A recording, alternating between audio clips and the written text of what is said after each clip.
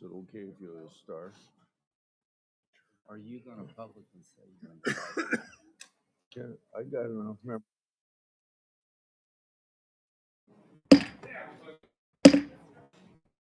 Okay, well, I'll call you later.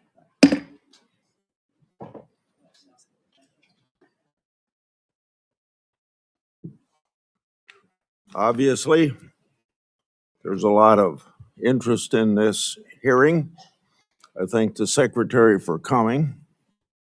Before I give my opening statement and Senator Durbin gives his opening statement, I think we can expect in a hearing this important that we ought to have utmost of decorum during this hearing. Both the witnesses and the members of this committee need to treat each other with respect. And I hope the people in the audience will likewise treat this very important oversight hearing with the respect that it deserves. Secretary Noem, if you get cut off before you're able to answer, I'll give you time to finish your answer after the member's 10-minute has run out. Also, at any time, if you need a break, just let me know. And I think we had a request from your office that take a break, maybe of 5 minutes halfway through the meeting, but if you want other breaks, just let us know. And for all the members, there's a 10-minute round of questioning. And I'm pretty liberal. If you got 5 seconds left in your 10 minutes and you start your question before the 5 seconds run out, I'll let you finish your question, but don't extend it into a 5-minute speech because we got to keep pretty much on time here. So once again, I would welcome everybody to the Judiciary Committee's oversight hearing for the Department of Homeland Security. This hearing comes amid a Democrat-led funding shutdown for the Secret Service, for FEMA, for TSA, and the Coast Guard. These agencies are vital to keeping our country safe. The hearing also comes as our military is engaged with Iran, and I offer my prayers and thoughts to our brave servicemen and particularly to those families that has lost loved ones. Now more than ever, I hope the Democrats will decide to end the shutdown. The Trump administration has worked to deport those who don't have a legal basis in our country. Unfortunately, in the process, some DHS officers, migrants, and protesters have felt threatened, were injured, and in very rare instances, even killed. Mistakes have been made. Let's make it clear, one death is too many. But officers should never be threatened or harmed while enforcing our laws. And there is a clear difference between conduct protected by the First Amendment and unlawful obstruction. From my perspective, I believe immigration enforcement and dignity aren't mutually exclusive. Secretary Noem, I look forward to hearing how you're addressing these important issues while continuing the department's mission. And your department's mission is, of course, one of the most challenging in government. The responsibilities of the Department of Homeland Security are immense. Your department operates in a dynamic environment with increased threats against officers. According to DHS, ICE officers have faced an 8,000% increase in death threats. ICE officers have faced a more than 1,300% increase in assaults. Federal law enforcement officers risk their lives finding and arresting criminals. Those criminals have committed murder, sexual assault on women and children, and many have been part of criminal gangs. According to DHS, ICE has arrested tens of thousands of potential national security risks, and ICE has arrested over 1,500 known or suspected terrorists and made over 7,000 gang arrests. Criminals like this destroy the lives of innocent people and have no business being in our country. And many of them are here because the Biden administration's shameful open border policy. Under your leadership, the department has renewed focus on removing criminals from our neighborhoods. You've also accomplished what many of my Democratic colleagues have said could only be done through new laws. You did it by securing the border, and President Trump did as well. In 2025, border crossings decreased 93%. According to DHS and Customs and Border Patrol, 0 illegal immigrants were released into the country for 10 consecutive months. And Customs and Border Protection has seized over 617,000 pounds of drugs. For more than a decade, I've done oversight of unaccompanied migrant children. The Biden administration lost track of thousands of children. The Biden administration disgracefully released children improperly vetted sponsors with addresses including gas stations, shopping malls, movie theaters, and even Disney World. That ought to shock the conscience of every American, and we all love children. The Trump administration has located over 145,000 of these children lost by Biden's open border policy. And thank God for finding those children. The department has taken important steps to ensure these children are located and removed from harm. The examples I just shared are results that keep our communities safe. The example, Secretary Noem, you've also been more responsive than your predecessors to a favorite effort on my part, my oversight requests. Now, I say how you've been responsive, but to be intellectually honest, from the previous administration, that's a low bar to overcome. In August last year, you provided updates regarding my longstanding Afghanistan evacuee oversight. Since 2021, I've investigated the Biden administration's failure to vet Afghan evacuees. The Biden administration hid vetting failures from the public, and multiple inspectors general have since confirmed these vetting failures. As one example, the Biden administration failed to vet evacuees against all available Defense Department tactical data prior to being paroled. On September the 9th last year, DHS told my office that as of August 12th, 2025, thousands of Operation Allies Welcome parolees were potentially national security risks. Records provided by DHS also show the Biden State Department recommended a special immigration visa to Afghan nationals charged with shooting 2 National Guardsmen here in Washington, D.C. According to the Biden State Department, at that time, the terrorist, quote, poses no threat to national security, end of quote. The Biden administration's failure to put this country at risk. Yet, my Democratic colleagues keep trying to ignore that historical fact. You all know I'm a strong supporter of inspectors generals and oversight. Inspector General Kafari has told my office several times that he's been restricted by DHS memo from speaking to certain congressional committees about classified report.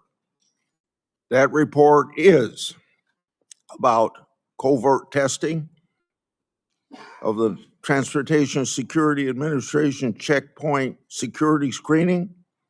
I hosted last year a bicameral, bipartisan, classified briefing with senior DHS officials on that matter to do what I can to bring about transparency.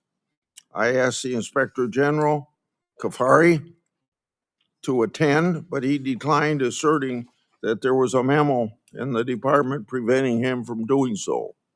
I've also commissioned the Government Accountability Office to review the matter relating to that classified report. Government Accountability Office has said they've been unable to obtain possession of the report and access to relevant Transportation Security Administration personnel. Inspectors General and the Government Accountability Office help bring about transparency, and we all know transparency brings accountability to government. Secretary Noem, if what my office has been told is accurate, these matters should have been ironed out a long time ago. If that isn't accurate, you can tell me. Lastly, after your confirmation, you worked with me to restore 3 whistleblowers to their jobs. Thank you for helping me, but more importantly, thank you for bringing justice to those people, because those whistleblowers faced tremendous retaliation for just reporting what the government should have been doing. They blew the whistle on the government's failure to comply with DNA Fingerprint Act of 2005. By executive order, President Trump has required compliance with that law. Now those whistleblowers have been elevated to supervisory roles. They'll receive back pay to cover years of financial losses. For 2 of them who needed it, their law enforcement credentials, badges, and firearms were reauthorized. Often I say whistleblowers are treated like skunks at a picnic, and these were treated like skunks by the previous administration. That administration failed to do right by these whistleblowers. I appreciate your leadership in righting the wrongs against those patriotic whistleblowers. Senator Durbin. Thank you, Mr. Chairman. Thanks for holding this oversight hearing. After months of excuses and delays from Secretary Noem, we finally gathered together. When I was chair, I restored this committee's longstanding tradition of regular oversight hearings with the Secretary of Homeland Security. Today's hearing is long overdue. We are joined today by friends and family members of individuals currently in ICE detention or who have been deported. I thank them for traveling here today. Their presence is a reminder that the policies implemented by DHS under your leadership, Madam Secretary, have a devastating impact on the lives of real people. Let me also say a word of those who have been, their families have been the victim of violence by immigrants. Although immigrants as a group commit less crime than native-born Americans, there is no excuse for violence, and what you've gone through is a just terrible situation that I will willingly acknowledge. From my point of view, we need an orderly process at the border to start with. And secondly, we should never knowingly allow a dangerous person into this country. And if someone is in this country seeking citizenship and commits a crime, serious crime, they should be asked to leave or incarcerated. Bottom line, there's a way to deal with immigration that is sensible and humane on both sides. More than a dozen years ago, 2 members of this committee, myself and another member, worked with a bipartisan group under Senator John McCain to write a comprehensive immigration law which dealt with many of the issues we've been working on since. It passed in the United States Senate with over 60 votes, bipartisan, supported by business and labor and religious leaders across the board. Unfortunately, the Republican leadership in the House of Representatives refused to take it up. Had we passed that and made it the law of the land, we could have avoided a lot of the terrible things that have occurred since. Madam Secretary, under your leadership, the Homeland Security Department has been devoid of any moral compass or respect for the rule of law. Without hesitation or remorse, DHS agents have wreaked havoc in our cities. I've seen it in the city of Chicago, and acted with unspeakable cruelty against children, immigrant families, and American citizens. This administration's reckless immigration enforcement campaign is creating fear in communities and eroding the foundational tenets of our democracy. Democrats believe that Congress must do its job and rein in ICE abuses by requiring immigration agents to simply follow the same rules as local police. While Republicans claim the DHS shutdown is putting us at risk, the reality is this administration has engaged in mass layoffs of career national security officials and diverted many others from protecting the homeland of the president's mass deportation campaign. This is all while Secretary Noem is sitting on an unprecedented amount of appropriated funds, more than the United States Marine Corps. The Republicans in Congress gave her this and gave her virtual decision-making power in terms of the execution of policies. And she is spending nearly $300 million on a fleet of luxury private jets so she can travel in style. Really? Secretary Noem has repeatedly claimed that the department is arresting the, quote, worst of the worst and making American cities safe. In fact, less than 14% of immigrants arrested during Trump's first year back in office had charges or convictions for violent criminal offenses. Less than 14%, 1 out of 7. Immigration agents arrive in cities without consulting local law enforcement. They roam the streets in paramilitary gear and arrest and detain people based on the color of their skin, their accents, and the language they speak. The infamous Kavanaugh stops. That is not a public safety operation. That is a paramilitary occupation. And Secretary Noem has made excessive force the department's default position. In my home state of Illinois, during the so-called Operation Midway Blitz, agents violently attacked, tackled, arrested, and detained immigrants and citizens. They conducted a military-style raid on an apartment complex, kicking down doors and zip-tying children. A Border Patrol agent shot an American citizen, Miramar Martinez, multiple times. 5 times. She miraculously survived. After the incident, the agent bragged on the internet, 5 shots, 7 holes. And this administration didn't just shoot her 5 times. They called her a domestic terrorist, tried to prosecute her on trumped-up charges that were ultimately withdrawn, and fought the public release of evidence in her case. In Minnesota, your agents shot and killed Renee Good and Alex Preddy, 2 American citizens. And as their families struggle with these horrible tragedies, they had to fight baseless accusations of domestic terrorism from Secretary Noem, the head of the agency responsible for their loved one's death. The department has also translated the president's racist attacks into immigration policy. President Trump has repeatedly called Somali immigrants, and I quote, garbage, and said that he doesn't want immigrants from what he calls, and I'm going to clean this up, S-hole countries. I heard him say that in the Oval Office repeatedly. Secretary Noem responded to what she called, quote, a full travel ban on every damn country that's been flooding our nation with killers, leeches, and entitlement junkies. It just so happens that every country covered by the Trump-Noem ban has a majority non-white population. Earlier this month, the Trump administration deployed Border Czar Tom Homan to Minneapolis, supposedly to end Operation Metro Surge. The president is reading his sinking poll numbers and finally recognized the American people are sick and tired and fed up with this heavily armed, masked secret police agents causing chaos in our cities. But the reality is the administration has not backed down from Stephen Miller's 3,000 person a day arrest quota. Meeting this quota is impossible without continuing indiscriminate enforcement. There simply are not enough of the so-called worst of the worst to do it. ICE agents are even arresting trafficking survivors like Luna, who was abused for years. In February 2025, the Trump DHS found Luna's application for a trafficking visa was bona fide. Today, Luna is still in detention. DHS has launched a cruel scheme to purchase massive warehouses for detaining immigrants, some designed to hold 8,000 people. To put that in perspective, our largest federal prison holds 4,000. Listen to what the U.S. Conference of Catholic Bishops said about this. The thought of holding thousands of families in massive warehouses should challenge the conscience of every American. Whatever their immigration status, these are human beings created in the image and likeness of God, and this is a moral inflection point for our country. Even with tens of billions of dollars at your disposal, the administration already cannot meet the basic needs of the 65,000 people currently in immigration detention.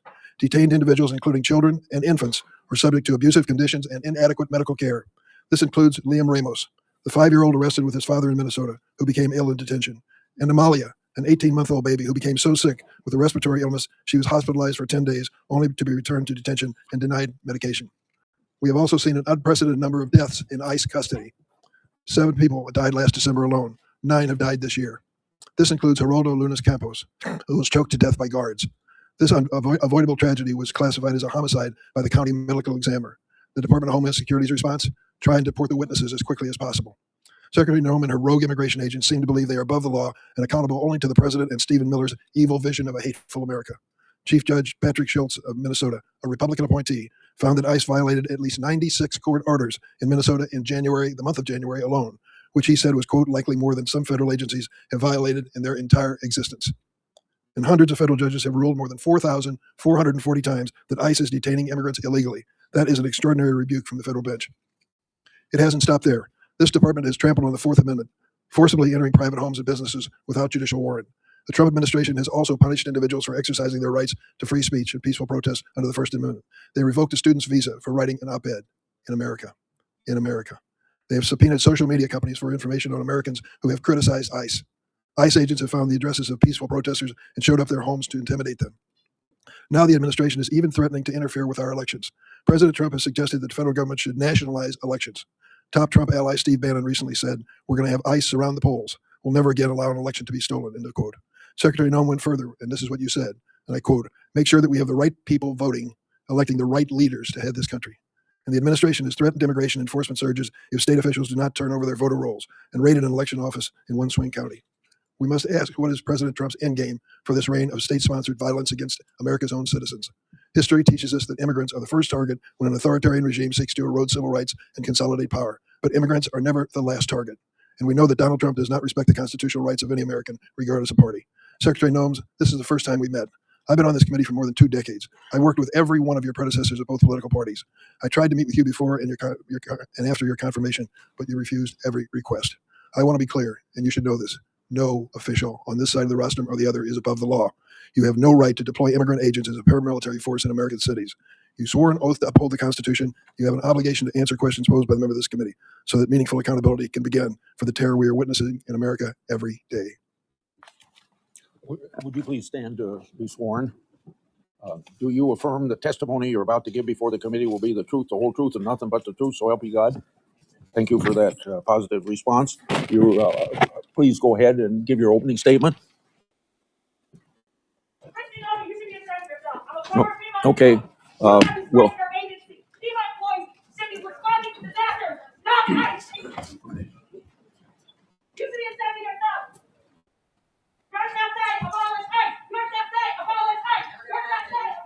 You may proceed. Thank you, Mr. Chairman, and thank you to the ranking member, Senator Durbin, as well, and the distinguished members of this committee. I appreciate the opportunity to be with all of you today and talk about the important matters and work that the Department of Homeland Security does every single day. The Department of Homeland Security. Hey, could maybe pull the microphone closer to you, please? Okay. And the red light is on? Yep, it is. Okay, proceed. The Department of Homeland Security was established in the aftermath of 9/11, one of the darkest days in our nation's history. That resulted in the death of nearly 3,000 Americans. The mission of the Department of Homeland Security at that time was just as critical as it is today. We protect our American people, we prevent acts of terrorism, and we defend our homeland. Every action that the Department of Homeland Security takes is guided by that mission and by that responsibility. Thanks to President Trump's leadership and the hard work of the men and women of DHS, our department has delivered historic results and has made our communities safer. Since the start of President Trump's second term, daily encounters along the southwest border declined by 96% compared to the Biden administration's daily average. We've reached the lowest levels ever recorded in U.S. Customs and Border Protection's history. In President Trump's first year, total Border Patrol apprehensions along the southwest border were less than the average of a single month under the Biden administration.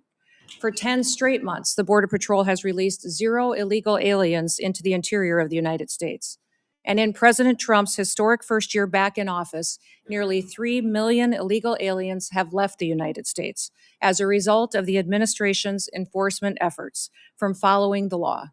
That includes 2.2 million that have voluntarily left and returned back to their home countries, and more than 675,000 detainments and deportations. A majority of the aliens that were arrested by Immigrations and Customs Enforcement have a criminal record and have been charged with or convicted of secondary crimes in addition to their initial crime of being in the United States illegally. During this period, ICE has arrested over 1,500 known and suspected terrorists, more than 7,700 known gang members, many of them that were allowed to come into this country under the Biden administration.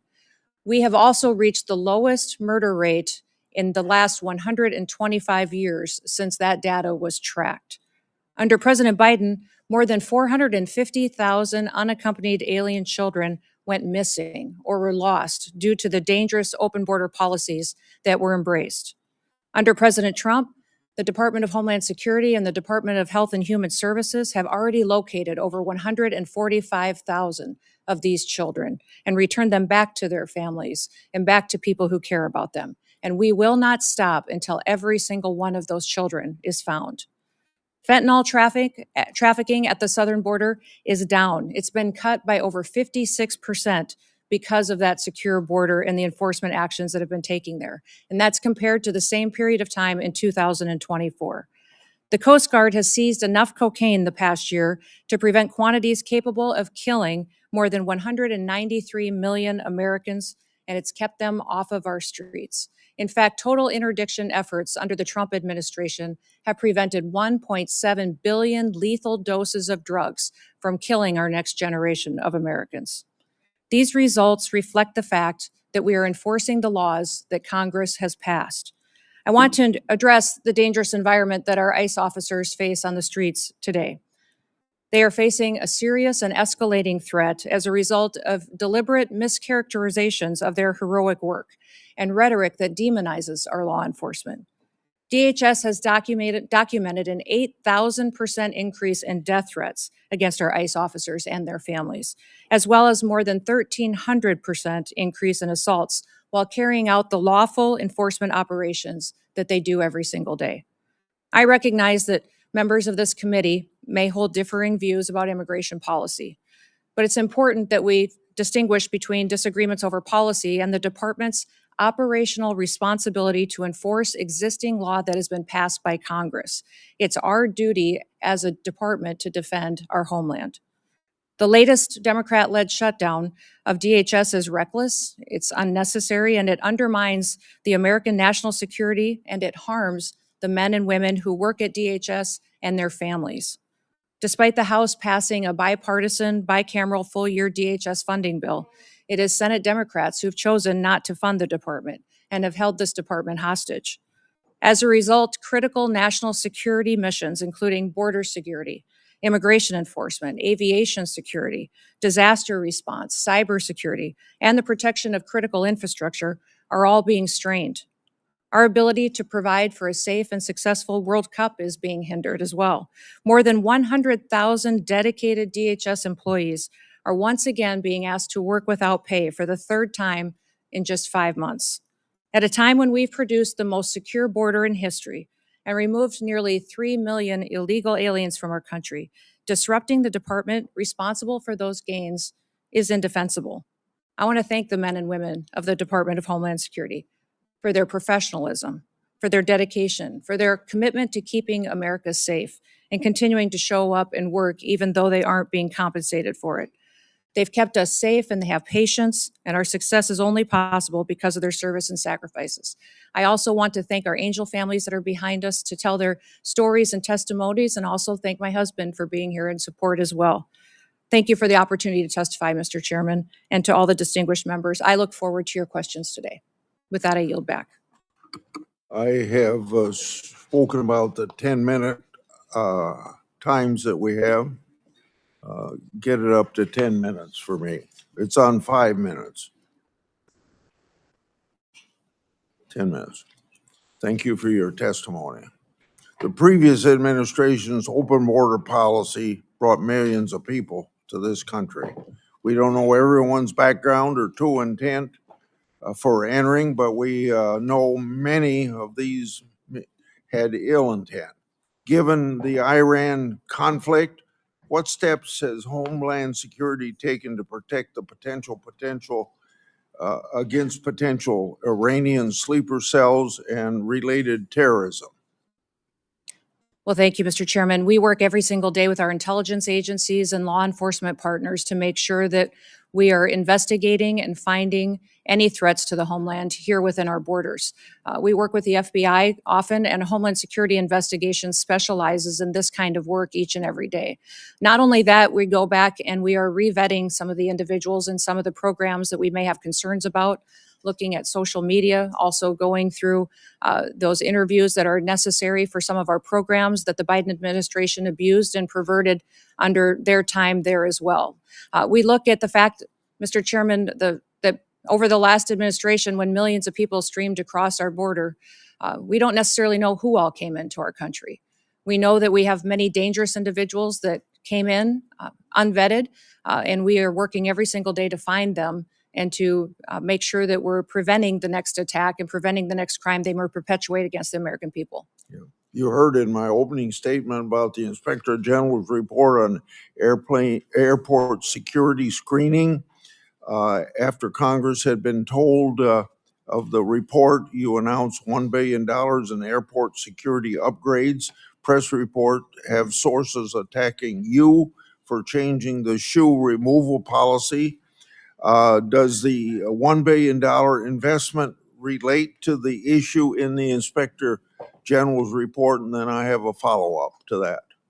Well, sir, I can't speak directly to that report because it is classified. I will tell you that all of the recommendations that the Inspector General had in that report have already been implemented, and that there was flawed data included in it. What I will tell you is the $1 billion investment is necessary at our TSA security checkpoints because it's been over a decade since a significant upgrade has happened. We have new technologies that can be used in X-ray baggage scanners, abilities to use information and new technologies to scan individuals that would be more efficient, allow people to get through the security checkpoint and get to their planes on time and ensure their safety. The number one priority of TSA is security. And we make sure that we are continuing to use all of the options and tools available to us to make sure that they are safe as they travel through our airports and in our airways. Thank you for that report. The follow-up is, was going to ask for those details, but you've given me those details. Have these details been communicated to the Inspector General? Yes, they have, sir. And I wanted to also, in regards to your comments in your opening statement, there's nothing preventing the IG from coming and briefing members of Congress, and he's free to do that. We just need to remember it's a classified document and use those protocols to ensure that it remains classified. Regarding Afghan evacuee oversight of mine, you informed my office that thousands of Afghan parolees were potential national security risk. Nearly 1,000 was reported to me on August 12th last year. What steps have you taken with the interagency partners to investigate these parolees, and what, if any, national security concerns still exist because of the previous administration's failures to vet? Well, Mr. Chairman, some of the things that we have implemented under President Trump's administration is to go back and look at those individuals who came in under Operation Allies Welcome and make sure that we're re-vetting those, especially those that have come in the last 4 years under the Biden administration, recognizing that they weren't tracking necessarily biometrics or their social media present communication, how they were doing since they'd come to the United States. And also, sir, there's a requirement under that program to come back every single year and do an interview to discuss with them and have conversations on what they're doing in the United States, how they're transitioning to the United States under that program, and that was not being done. So we're going back and re-vetting all of those individuals and making sure that we know that if someone is here in this country, that they love America, they want to be a part of our way of life, and they don't wish to do us harm. I'd like to have you provide me an update on the Afghan evacuee data. As I said in my opening, Trump administration has located over 145,000 children that the previous administration lost. Your department is also performing welfare checks on these children. Describe the ongoing efforts that your department is taking to find children who've yet to be located, and how recent welfare checks expose previous vetting failures. Yes, I would say those 450,000 children that came into this country that were unaccompanied alien children were lost by the Biden administration, not tracked. We've located about 145,000 of them, and we've done that through the investigative work of our Homeland Security investigations team. They are phenomenal at the work that they do, and they specialize in child trafficking, sex trafficking, and finding individuals that would perpetuate that harm against our children. The one thing that has been challenging is that under the Biden administration, the government paid sponsors in HHS in order to host these children. And those sponsors, many times, we found instances where they trafficked these children themselves. So under that administration, we not only had children that were in this country as a part of a program, the government was paying individuals that were knowingly trafficking them and abusing them. That has stopped. We have gone through and found these children and put them back with their families when we have the opportunity to do so, and with loved ones that will care for them. And I would say that even in one case, we have other countries where we've been working with them to get their children back home, where we've been prevented returning these families back and helping them to be reunified by activist judges. But we will continue to work to ensure that these individuals and these children that were abused by the trafficking over the border have the opportunity to be brought back to their families and to their loved ones going forward. I want to bring up administrative warrants. There's been questions raised about your department use of them. Immigration laws include complex and specialized legal processes. For the record today, please briefly discuss how the administrative warrant works and how often they're used. Well, an administrative warrant is utilized on a regular basis because it's the process that Congress has given us.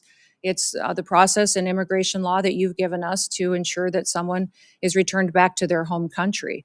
And I would say that most of the time when it gets talked about, it's inaccurate. In the 400,000 cases that ICE has used these administrative warrants, only 28 times have they been used to enter a home. So it is the legal process that we have, that we follow as given to us by Congress, and it's been affirmed by the Supreme Court as the correct way to follow the law. We will continue using this tool as it's important in the duties that the Department of Homeland Security is responsible for. Under both Democrat and Republican presidents, I've conducted oversight of employees called special government employees. By law, these employee is limited to 130 days a year of government work, and it's been understood that a partial day is 1 day at work. Have you ensured the SGE personnel follow all laws, rules, and regulations as intended? Yes, sir. They have career officials at the Department of Homeland Security that track that data, and they've all followed the laws and the rules regarding special government employees. You stated that the Department of Government Efficiency found software on your government devices that was used to improperly surveil you and other political officials. What's the status of the investigation into that matter, and has any disciplinary action taken? Yes, sir, there was software that was doing surveillance on political appointees at the Department of Homeland Security. And there was measures put in place where some people were removed from their positions and accountability measures put in place. And we continue to monitor our systems as the agency that is trusted with cybersecurity and ensuring that our critical infrastructure is protected from hacking attempts from foreign nationals who wish to do us harm or individuals within this country. We take seriously the amount of software, surveillance, and work that we do within the department as well. My 10 minutes are up. Senator Durbin. Thank you, Mr. Secretary. Secretary Noem, the nation has watched horrified as immigration agents killed Renee Good, Alex Preddy. In Chicago, one of your Border Patrol agents shot Marimor Martinez 5 times after ramming her car. You and your agency rushed to brand these victims as, quote, domestic terrorist. We have ample video evidence and eyewitness testimony proving you are wrong. Your statements caused immeasurable pain to these families. Let me give you an opportunity to do the right thing. Do you retract these statements identifying these individuals as domestic terrorists? You know, Senator Dermott, when we have these situations happen, we always offer our condolences to those families, and I offer mine as well. These are tragic situations, and I can't imagine what these families go through in losing a loved one. What I will say is we always work to provide the American people with as much information as possible, that we're relying on reports from the ground and from agents that are there, and working to be transparent, and we'll continue to do all that we can to provide the accurate information and the facts to people as we can. Where did you get that information? In a recent hearing before the HISGAC committee, CBP and ICE officials testified under oath that their agencies did not inform you that Preddy was a domestic terrorist during that hearing, stated during that hearing. I was getting reports from the ground from agents at the scene, and I would say that it was a chaotic scene, as you've seen in Minneapolis and St. Paul, as immigration enforcement has gone forward, and we've worked at targeting the worst of the worst, that many times our agents have been faced with violent the victims of that violence protesters. domestic terrorists as a way to calm the scene? These violent terrorists have put them in a situation where it's unprecedented what these agents have faced it. So that situation on the ground that day was chaotic. And it was something that they were transpiring and sharing information brand them as with domestic us. terrorists. Can you explain why you decided to brand these victims that we all saw on video, who were out protesting the activities of your agency and were killed as a result of it? How did you think that calling them domestic terrorists at that scene was somehow going to calm the situation? You know, Senator, we are working in those situations where there's a tragic loss of life, and that there is something that our agents are involved in, that we continue to deliver information. Is it so hard to say you were wrong? We continue, as these investigations continue to go, we will provide, I absolutely strive to provide factual information, and we'll continue to do that. And when you fail, do you admit it publicly? Absolutely. We always know that there's room for improvement, that we will. Stop the talk, so. Steve Porter Jr. and Dr. Linda Davis. They were Americans killed by ICE. You are not giving their family any justice. Say their names. Their Black Lives Matter. Their Black Lives Matter. Their Black Lives Matter. Their Black Lives Matter. I think you can proceed. Thank you, Mr. Chairman. I want to turn to another incident where DHS is concealing the facts from the American public. Geraldo Luna Campos died in an immigration detention. DHS claimed he killed himself, but an independent medical examiner found his death was a homicide. Witnesses stated Mr. Campos was strangled by the guards at a detention facility. Instead of investigating this death, your department tried to deport the witnesses to the crime. It took a judge intervening to ensure the fact that these witnesses remain in the country for investigation. Secretary Noem, who ordered those witnesses be deported? Sir, I can't speak to the details of that case as it continues to be investigated, but I do know that within our detention facilities, we have the highest federal standards of any detention facilities compared to state or other local facilities that may detain. There was an effort to deport the witnesses? Sir, I'm not aware of that, and I will continue to look at that. Whenever there is an incident where we have someone who works for DHS that has done something wrong, there is always an evaluation, an investigation, and there is consequences for that. So we will continue to do that investigation and make sure that the right thing is done. Who's doing the investigation? There are internal investigations investigation. Is that what you're saying? Yes. ICE and outside independent agency that's part of that investigation? Not that I'm aware of at this point in time, but I may not be able to speak to the details of this case because I'm not fully informed on it. A man lost his life. Just last week, the Republican-appointed chief federal judge in Minnesota identified over 200 court orders that ICE officials had violated in the last 2 months. He wrote, quote, "The court is not aware of another occasion in the history of the United States in which a federal court has had to threaten contempt again and again and again to force the U.S. government to comply with court orders." In a sworn declaration, the Trump Justice Department itself acknowledged that your agency has violated court orders more than 50 times in recent weeks in one state, New Jersey. Secretary Noem, is DHS required to follow federal court orders? Yes, sir, and we do comply with federal court orders. How do you explain that your agency has repeatedly violated court orders, as your own administration has admitted? Sir, we follow court orders, and when they apply and when the jurisdiction and decision is applicable to a federal agency like ours. I'm sorry, would you clarify what you ended that with? We follow court orders when they are given to us. Federal court orders we follow, So absolutely. these judges are wrong? No, I'm not saying that they're wrong, and I can't speak specifically to that statement that was given. Let me ask you about DACA. Are you familiar with the Mhm. program? Yep. Do you understand the people that are covered and protected by DACA have to go through a background check, which includes a criminal check? Yes or no? Yes. You do? Last week, your agency informed us that last year ICE arrested 261 DACA holders and deported 86 of them. We learned about a DACA recipient who'd lived in this country for decades, was arrested by ICE at her green card appointment. In tears, she hugged her daughter goodbye. She was deported to Mexico within 24 hours. Madam Secretary, why have you deported dozens of DACA holders who had to comply with a criminal background check to be eligible for DACA? Sir, we follow all laws as applicable to the Department of Homeland Security, Why did you how we deport handle them? detainment and deportations. Why did you deport them? I don't know the details of that specific case you just read, but I'll look into it, sir. But we ensure that we follow the law that applies to our department and who we detain and who we deport back to their home You countries. clearly violated the law if that is the case.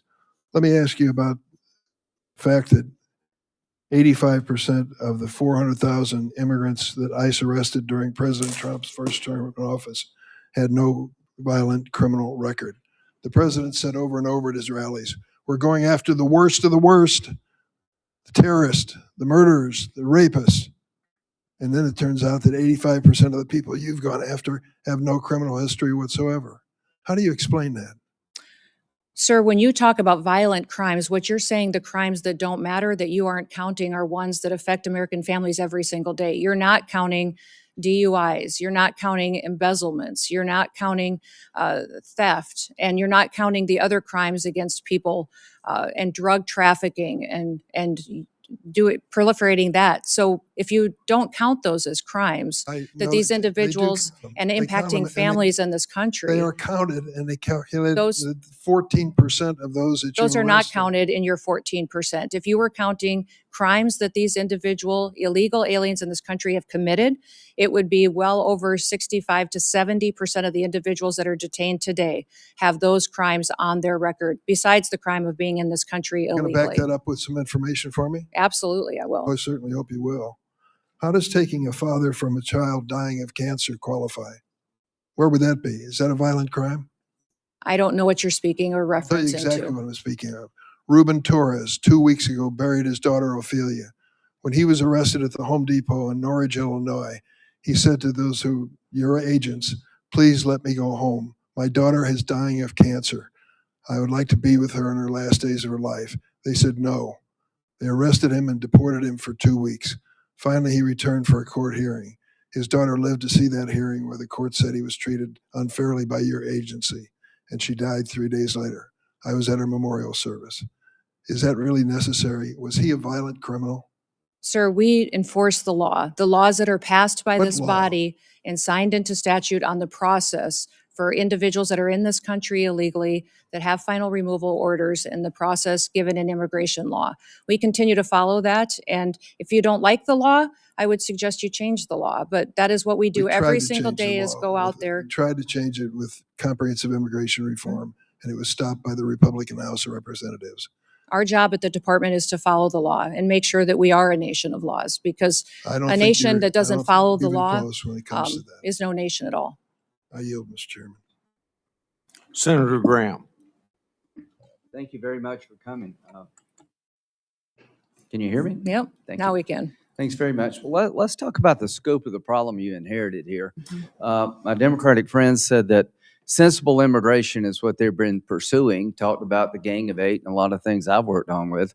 Would you say that the 4 years of Biden was sensible immigration? No, I wouldn't either. I would say it's obliteration of the border. 11 million people came into this country during President Biden's term. He obliterated all controls. We sent them all over the country in planes, trains, and automobiles. And what's the scope of the problem you inherited? How would you describe the mess that Biden gave you very quickly? our country was in a chaotic time and invaded over our southern border. Millions and millions of people came into this For country. 11,000 unvetted. murderers, right? Yes, that is correct. 2,700% increase in people on the terrorist watch list, right? That's correct. During his 4 years, President Biden allowed 2,700% increase of people on the terrorist watch list to come into this country. In 2023, 172. Do you know where those people are? No, not So necessarily. we don't know where they are. They're here, but we don't know where they are because they didn't care if they came and they haven't really looked very hard. So sensible immigration died on Biden's watch. Mhm. It was replaced by out of control, open border, just absolute chaos. And to all the people on the front row that have lost loved ones, I am sorry. Your family members are a victim of an out of control, Democratic led effort to obliterate the border. And every senator on this side of the aisle, that side of the aisle, did nothing about it. Now they want to talk to you about problems we've had.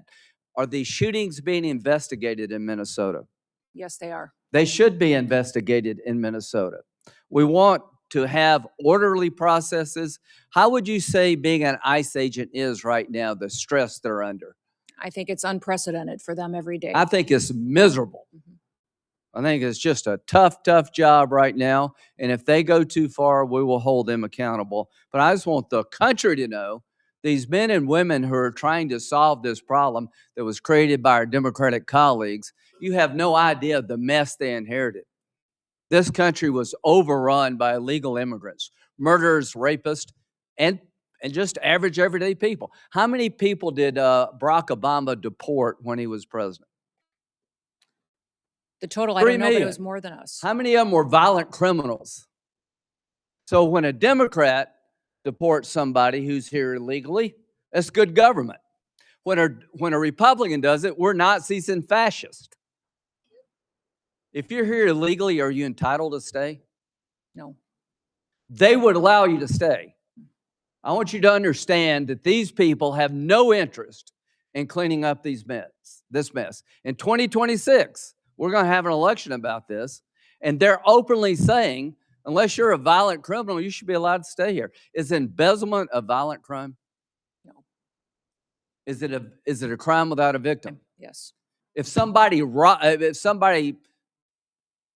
steals your stuff, even though they don't do it through force, is that a crime with a victim?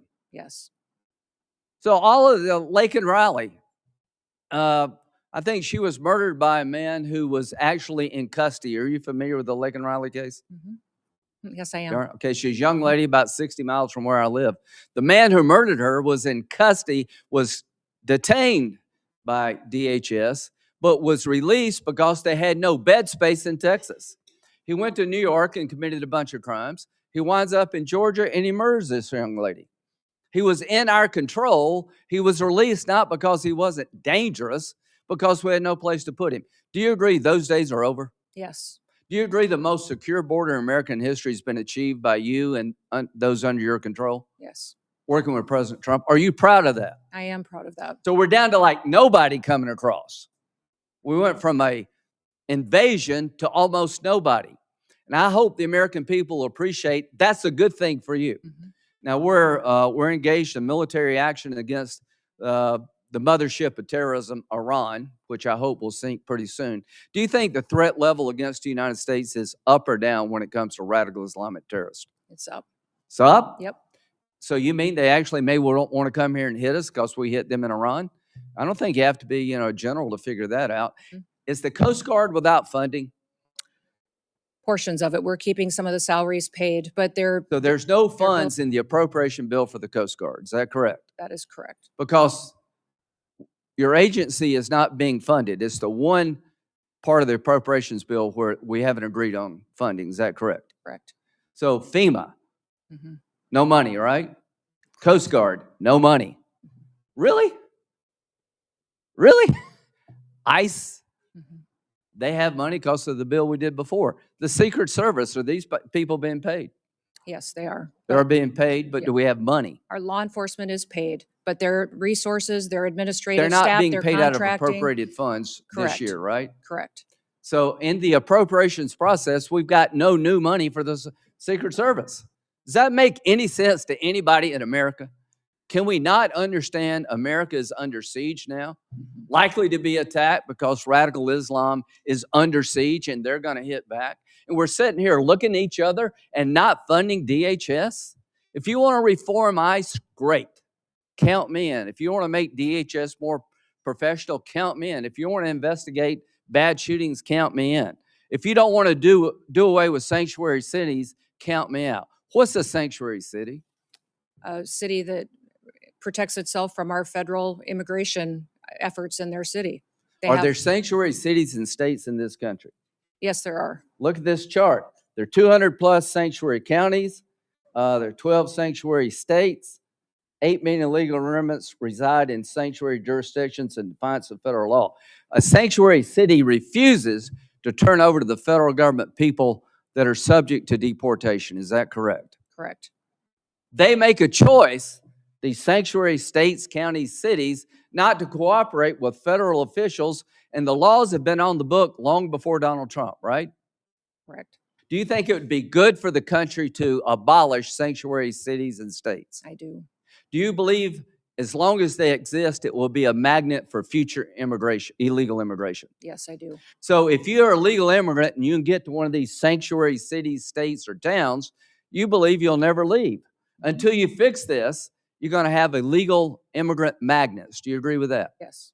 Would you urge the Congress to abolish sanctuary cities Yes, I would, sir. and sanctuary states? When it comes to the threat level against our homeland, how would you characterize it right now? Right now, I would say, sir, that we should have our every effort within the Department of Homeland Security out protecting people 24/7, because we face not just enemies from overseas that threaten our way of life and our American values. The Biden administration let them here. They let them in our borders. They're in our hometowns. They are unvetted, thousands and thousands of people that are dangerous criminals, gang members, known and Who's this suspected guy? terrorists. Who's this guy? He is the man that conducted the horrific act down in Austin. Okay, what country did he come from? I think Senegal. Okay, and he was killed in Austin, Texas, right? He was And the shirt said what? property of Allah. Property of Allah. And when you went to his house, you found a what kind of flag? Iranian flag. Iranian flag. Wonder how many people are like that here, waiting to pounce. And DHS doesn't have appropriated funds. This is insane. There are more people like this. We obliterated our borders. 1.7 million people came into this country from countries that were designated to be a problem. Special interest aliens. Are you familiar with that? Yes, I am. So 1.7 million came from countries that would make you a special interest alien because the nature of the country. Libya, Nigeria, North Korea, Afghanistan, China, Cuba. Do you know where those 1.7 million people are? Not all of them. Yeah, I don't know. I don't know where they are either. But they let them in. We don't know where they are. They came from countries that are so dicey. We made you a special interest alien if you came from those countries. So we're having a hearing here. I'd like to make ICE more professional. I'd like to make sure if there was a bad shooting, it's documented as such and people pay a price. But I will not apologize to anybody in this room to try to clean up the mess that Biden started and you empowered. We've got to deal with this.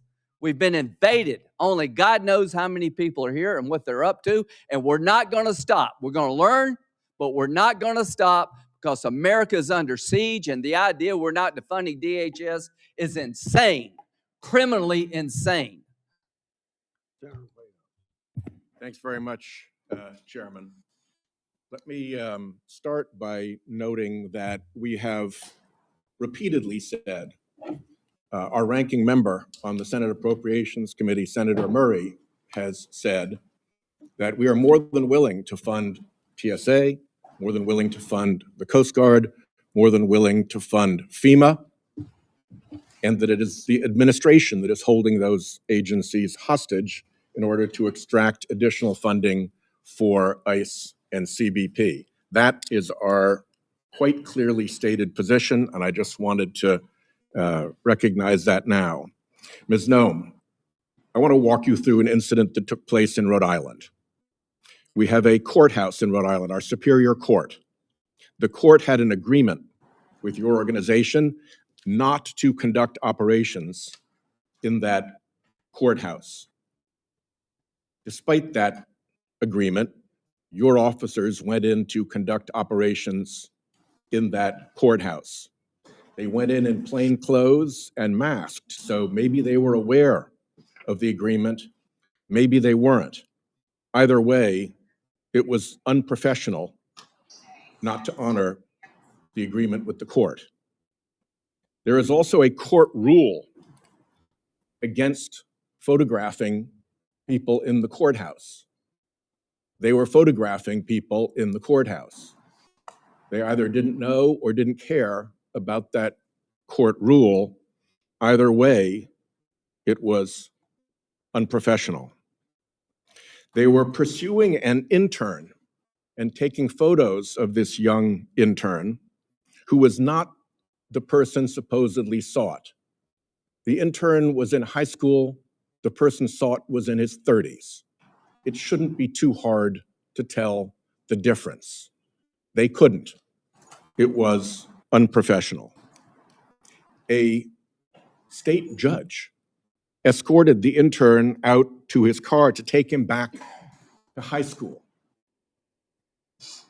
The agents didn't recognize the judge. They operate against the agreement in a courtroom and don't bother to know who the judges are. Again, unprofessional. They followed the judge out to his parked car, which was parked in a spot reserved for judges. Whether or not they already knew he was a judge, it does not take much in terms of powers of deduction to understand that the person getting into a car in a parking spot reserved for judges is probably a judge. Again, unprofessional. Then they threatened to smash his windows and drag him from the car. A judge with a high school intern in the car who's not the guy they're looking for. That kind of escalation seems unprofessional and irresponsible. Then they held the kid for half an hour in another vehicle while they figured out that, in fact, the high school kid was not the 30-plus-year-old person that they were supposedly looking for. Nobody was hurt, but there was nothing professional about that entire exchange. And I would ask you to send a signal down to your folks to stop that kind of dangerous and unprofessional nonsense, particularly in our courthouses. Let me ask you, why don't you deconflict with local enforcement when you operate? Our officers do. We welcome cooperation from local law enforcement and want them at the state level, at the local level, to cooperate with us so that we can continue to conduct our federal operations That's a different with the thing. safety of the cooperation that comes from those types of agreements. Deconflicting Mhm. and cooperating are two different things. They can overlap, but they are two different things. You deconflict when you plan an operation in another law enforcement agency's jurisdiction, like here, the court sheriffs. and let them know what you're going to do. This all could have been headed off if you'd spoken to if your people had spoken to the sheriffs first and said, we're concerned about this guy. Oh no, he's an intern, he's in high school. None of this was necessary if they had bothered to deconflict. So please, send the message down to your people that there's a reason that deconflicting is standard law enforcement practice for, among other things, officer safety. Will you do that? Yes, sir, but I will tell you that our law enforcement are being doxxed at unprecedented levels. So at times we've run into situations in sanctuary cities or in sanctuary states where notifying that local law enforcement on some of these operations has doxed them and their families and leaked a law enforcement operation, which puts people's lives in jeopardy. So they absolutely want to work with cooperative local law enforcement. About that, And in that case I strongly specifically, suspect that there's a big difference these between individuals- non-cooperation and actual interference with your operations. But I'll reserve that to a question for the record so you can substantiate that. Could you explain this? Sir, I'm looking at a picture of an interior, looks like a bedroom. Of an airplane. Yes, sir. You're not familiar with that? These photos are not accurate. If you're referring to the airplanes that the Department of Homeland Security has purchased and are purchasing, we're using them for long-range command and control aircraft that is dictated in statute by Congress for the So Department you of Homeland did not Security to use have a plane. luxury jet with a bedroom in it? Yeah, we used a 737. I've been on it once, but it is being used by other administration officials, and it is used for command and control flights for the department. The department has found that in purchasing our aircraft, that we will save the taxpayers hundreds of millions of dollars. Does it have a bedroom In in fact, we spent $1.42 billion on ICE deportation flights it? Does it have a last bedroom year. in it? I believe it's being refurbished and not having a bedroom in it. So it Another is being photograph of the other refurbished. part of the room. What kind of This, deportee justifies being flown out of the country in a luxury jet with a bedroom and accommodations like this? there are aircraft being purchased that will be utilized for executive air travel and for deportations. Well, your If you people remember said in that the this past, was we gonna have be used deportations. jets of this size and this configuration for deportations in the past. If you remember In this configuration, by this Well, configuration, you mean I with a didn't see bedroom the and inside luxury of 'em. accommodations like this, That you've plane- used for deportations. Is that true? Sir, we have 737s that are being purchased by the department to replace contracts that we have on ICE deportations. That's what they're going to be used for. And in fact, the Coast Guard is the only entity within the Department of Homeland Security that has jets at this point in time. They had two G5s that were 20 to 25 years old Let me ask that are you being about replaced the so that they can response continue to serve our from Coast Guard and our some military. senior for administration years to come. officials about these aircraft. They've been reported as saying, although they don't want to say publicly this, but individuals described as senior administration officials have described these airplane purchases as the world's worst deal and an abuse of federal funds.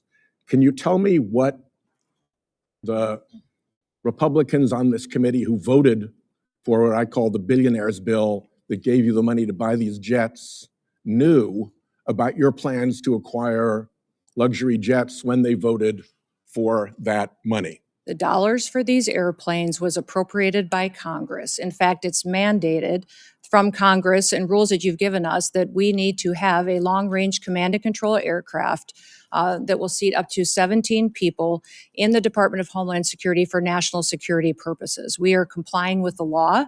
Those planes are being refurbished and will be utilized we'll for that, see. and they'll be Two utilized quick questions by in my members of last the minute, if you administration don't and mind. other components. First, They will also cut our costs, sir, first, in my last by minute, almost if you don't mind, 40%. We are saving the you- taxpayer 40% by purchasing our own aircraft May I and have a operating minute? them rather than being susceptible to the contracts that they have today. May I have an extra 2 minutes to fill in the filibuster there? I'll give you 30 seconds beyond the 44 Will seconds you you- got now. Truthfully answer a question for the record about your role in stopping the civil rights investigation into the Minnesota shootings. Sir, I don't know what you're talking about. I did not stop any investigations whatsoever. Will you testify truthfully if you get a QFR? Yes, I testify Thank you. truthfully. I did not And will you stop. testify in the District of Columbia Federal Court contempt proceeding? Sir, I do not know what you're referencing, and I would hope for some context. The Federal District Court contempt proceeding related to the deportation contrary to a court order of individuals to Venezuela. Will you testify in that proceeding? Sir, I think that you're referencing something that I have a gag order to, but I can certainly follow up with you. My time's up. Thank you.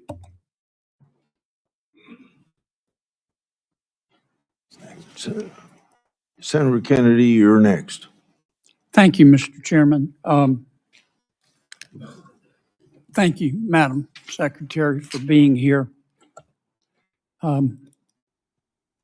President Trump, ably assisted by Mr. Stephen Miller, quickly in the President's second administration developed policies to secure our southern border, policies that you and the Department of Homeland Security implemented. And I congratulate all of you on your success.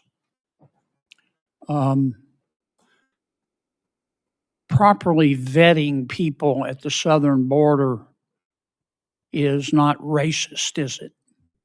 No, Could you answer for the record? no, it is not racist. Properly vetting people at the southern border is prudent, isn't it? Yes, sir, it is. And to do that, we need the Border Patrol, do we not? Yes, we do. And we also need ICE, do we not? Yes, we do. I just wanted to get my congratulations on the record. I believe you have a policy, Madam Secretary, that you have to approve all contracts at your department over $100 million. No, sir, I have a policy in place that I review contracts. My deputy chiefs have the ability to review anything under 5 million. Above that, I evaluate and look at. Okay. And you do that, I understand, to try to curb waste and abuse of taxpayer money. Is that right? Yes, sir. In fact, it's been extremely effective. We've saved the taxpayers over $13.2 billion just by evaluating contracts, negotiating lower ones, and canceling ones that aren't necessary to do our duties. How do you square that concern for waste, which I share, with the fact that you have spent $220 million running television advertisements that feature you prominently? Sir, the president tasked me with getting the message out to the country and to other countries where we were seeing the invasion come from, with putting commercials out that told them that if they were in this country illegally, that they needed to leave, or we would detain them and remove them, and they'd not get the chance to come back to America the right way. That has been extremely effective. Ask you to run these advertisements, is that right? We had that conversation, yes, before I was put in this position and sworn in and confirmed, and since then as well. Okay. Did you bid out those service contracts? Yes, they did. They went out to a competitive bid, and career officials at the department chose who would do those advertising commercials.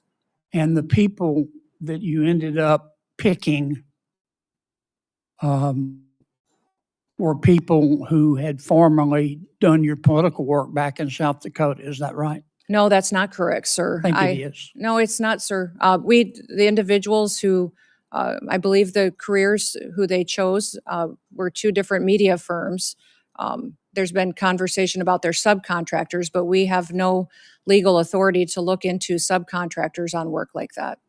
Okay. And you're saying that you're testifying that President Trump approved this ahead of time. Is that my understanding?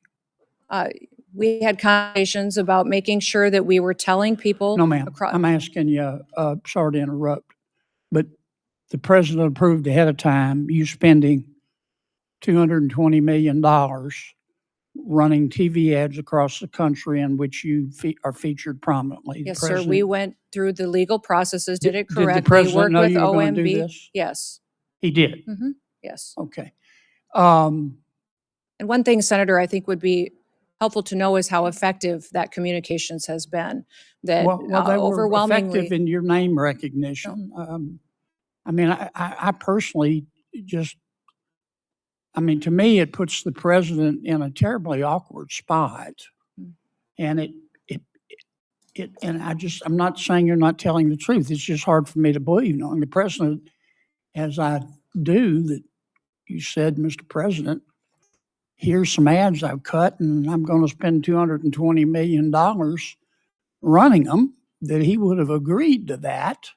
I don't think Russ Vogt at OMB would have agreed to that. It's something we have to defend. I'm on the Appropriations Committee. My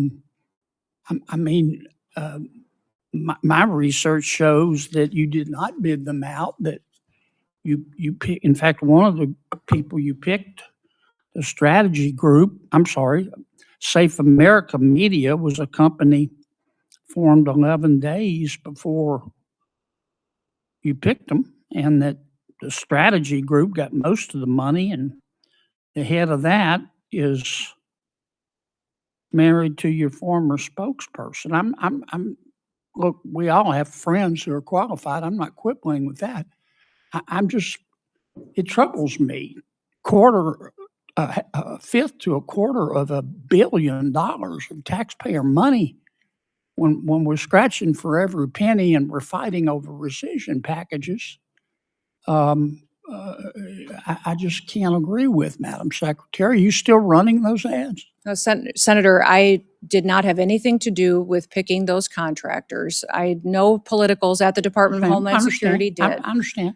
Are you Career still running officials those followed the ads? competitive bid process for Are you that. still running Everything those ads? I think the ads are due to end here in March, I think within a week or So two. they I'm are not sure of the still update. running? The one that is running is focusing on angel families. Have you seen that? It is the one that's talking about this is our why. This is why we work every day. Okay. Is for the angel I've gotta families move and their on. victims that need to. After the two killings in Minneapolis, and I think there's a lot of video on them, Madam Secretary. I think people can see the video and draw their own conclusions. Are you and your department conducting an investigation of those? Sir, the investigation is being led by the FBI. HSI was involved. In fact, our HSI agents on the ground. I'm sorry to cut you off, but I got so little time. I believe at the time you said these were acts of domestic terrorism. Is that right? Sir, in answer to questions at the press conference that afternoon, it was that it appeared to be. Yeah, but you said these appeared to be acts of domestic terrorism. And as I've said previously in this hearing, is that first, Madam Secretary, did you say that? we're getting I think it's been information from widely a chaotic reported. scene on the Did you say ground that? and relaying information to the American people. Okay. Now, again, those videos are public. People can draw their own conclusions. I think it'd be safe to say you got some pushback on that. Would that be fair? Yes, sir. And you had some criticism. I'm not saying the criticism was accurate or inaccurate. I think you did. What got my attention was that you blamed those statements on Mr. Stephen Miller at the White House. Did you not? No, sir, I did not. And in fact, where you're seeing that is in a news article of anonymous sources. And anonymous sources say a lot of things, but I've never said that at all. Well, here's what you said on the record. I'm going to read your words. Quote, everything I've done at the direction of the president and Stephen. Sir, where did you see me say that at? You read that in It a was news reported article with no sources You said it on affiliated the to it. record on January 27th of 2026. Did I Sir, read your words accurate? I enjoy working with the president and with Stephen Miller, and that day we were working to get as much information to the American people as possible. That is what we'll continue to do, and as that happens, we'll go Do you forward. think And it was fair to blame Mr. Miller? sir, for I did your not do words? that. You're reading from a newspaper article Yes, with ma'am. anonymous sources. Are you denying that you said that? Sir, I'm not going to speak to that situation that is relayed on anonymous sources that no This one wasn't has heard me anonymous. say that. It was you. No. Who I mean, you reported said that it. to that newspaper? They're quoting you on the record, saying it's Stephen's fault. Thank you, Mr. Chairman. Senator Klobuchar. Thank you, Mr. Chairman. Secretary Noem, as Secretary of Homeland Security, you oversaw Operation Metro Search. Is that correct? Yes, as secretary, I oversee ICE and CBP and HSI officers that were there doing their work. 3,000 ICE agents, border control to Minnesota, outnumbering our 10 Metro Police departments, outnumbering by 3 to 1 the number of sworn police officers in Minneapolis and St. Paul. Is that correct? We were working to do targeted operations against Just if you could criminal, answer yes or illegal no. aliens, and we needed to do that in a safe manner to make sure that we could ensure the safety of our law enforcement Two officers. of my constituents, Renee Good and Alex Preddy, were killed.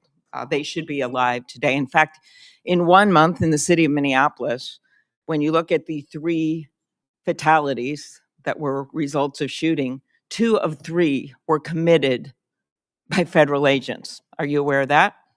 Yes, I am. So your agents, not only their actions resulted in the deaths of 2 innocent American citizens, but they repeatedly violated my constituents' First Amendment rights to assemble. You say you believe in the Second Amendment right to bear arms, but Alex Preddy was criticized repeatedly by officials in the administration for having a lawful permit to carry and having a gun. Your agents violated the Fourth Amendment rights of my constituents by ramming through doors of innocent people's homes, innocent citizens' home, without any kind of a warrant, and violated the Fifth Amendment right to due process. So as I've shared with my colleagues, if you believe in federalism, in freedom, and in liberty, you should be horrified by what the Department of Homeland Security did in Minnesota. So my first question is, having spoken to Mr. Homan, what is the exact number of DHS agents still in Minnesota?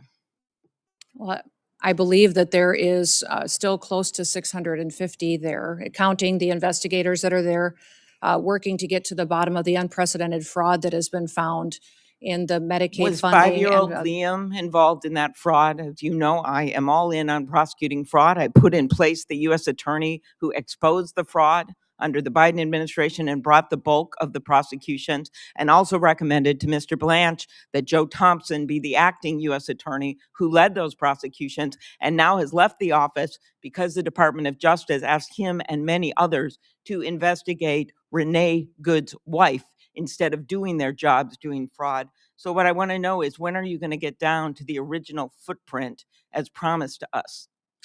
We're continuing to work at that, although those investigators will continue to stay there to get to the bottom of that fraud, to make sure that those vulnerable people that rely on those programs actually get services from those federal dollars that are spent, that it's not stolen by criminals and used by individuals Okay, to enrich let's use themselves one and send it out example of the here, country.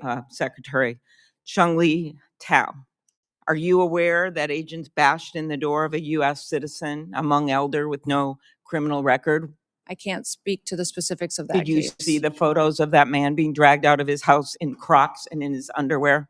Yes, I did. Do you believe that he was involved in fraud? Do not know where that status of that investigation is. Are you aware that he is a son of a beloved nurse that treated our soldiers in Vietnam? I believe that we have laws in this country that need to be enforced and need to be applied Did your equally to agents, everyone. speaking of enforcing the laws and following the laws, did they have a judicial warrant when they rammed through an American citizen's door? Our law enforcement officers follow the same protocols and procedures that all law enforcement do. Are as you to how aware they that he move tried forward. to show his identification to show that he was American citizen and they didn't want to see it? Again, these officers conduct themselves in processes. If something was done inaccurately, then certainly we will make sure that we correct it and rectify it in the Are future. you aware that the person they were looking for was in prison and had been in prison for years? His Yes, name I was am. Lou That's a Moore? target. Yes, we do targeted operations going after and Do looking you for. agree that it is unacceptable for your agents to ram into someone's door and drag someone out in their underwear in below zero temperatures when they have the wrong guy? Our officers conduct targeted operations and utilize the law processes that are given You to will them not and the answer that tools. you think that's wrong. They needed to identify that individual, and They that couldn't individual. identify him by looking at his identification. Instead, they had to drag him out, throw him in a car, and drive him around for an hour. How about pulling off-duty police officers, Madam Secretary, every single one of whom made clear who they were? They were people of color, off-duty police officers. In Brooklyn Park, Minnesota, the chief described how one off-duty officer, someone of color, a U.S. citizen, was stopped and confronted by ICE agents with their guns drawn, demanding her proof of citizenship. As Chief Bruley said, I wish I could tell you that this was an isolated incident, but the other chief said it had happened to their own officers. Why were these officers stopped? We have thousands of law enforcement operations that we do every single day. Do you think they were stopped get because they were people of murderers color? and Were they rapists racially and drug profiled? traffickers Ms. off Noem. our streets. When I look at these American families that have been victimized by criminals that we have removed from cities and from communities, I'm grateful for the work that our ICE officers do. And by your Are only you focusing, defending stopping I would like off-duty to hear you police talk about some officers of the of color operations and that we've done dragging a to Hmong bring elder people out of to his justice. home? When you only talk about these situations like this that we are conducting, and you don't talk about the good work that they do to protect people from being victimized by people that are in this country that want to conduct violent crimes against them or take advantage of them.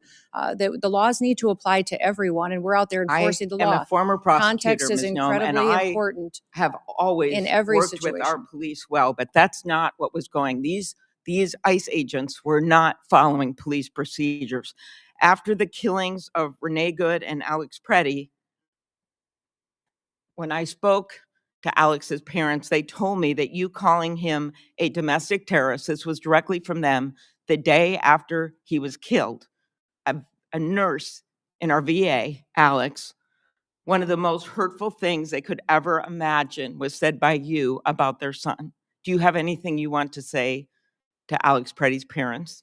We were relying in the hours after that incident that was so horrific on information we were getting from the I ground from just our asked agents. if you had But I would anything you say wanted to say to the but I would parents say or to the family that's of what I'm Renee doing Good right after now, is you that called I them domestic can't even terrorists. imagine what they have gone through in the loss of their son and the loss of their family members. But It's how about absolutely specifically tragic. calling them and I domestic send terrorists them without any evidence of that? Sir, ma'am, I did not call him a domestic terrorist. I said it appeared to be an incident of. I think the parents saw it for what it was. After the killings, the federal government refused to cooperate with state law enforcement. Agents blocked Minnesota investigators from accessing the scene. I know because I got directly calls from the mayor. I tried to call the DOJ. I tried to do everything I could because they were very worried about what was going to happen immediately, especially after Alex Preddy's death. Do you think that blocking local law enforcement from the scene of a shooting makes people safer? Yes or no? Actually, our HSI law enforcement officers risked their lives on that scene, preserving evidence and keeping the violent rioters away from the evidence so it What could be life was preserved for lost the at that investigation. scene, Secretary Noem?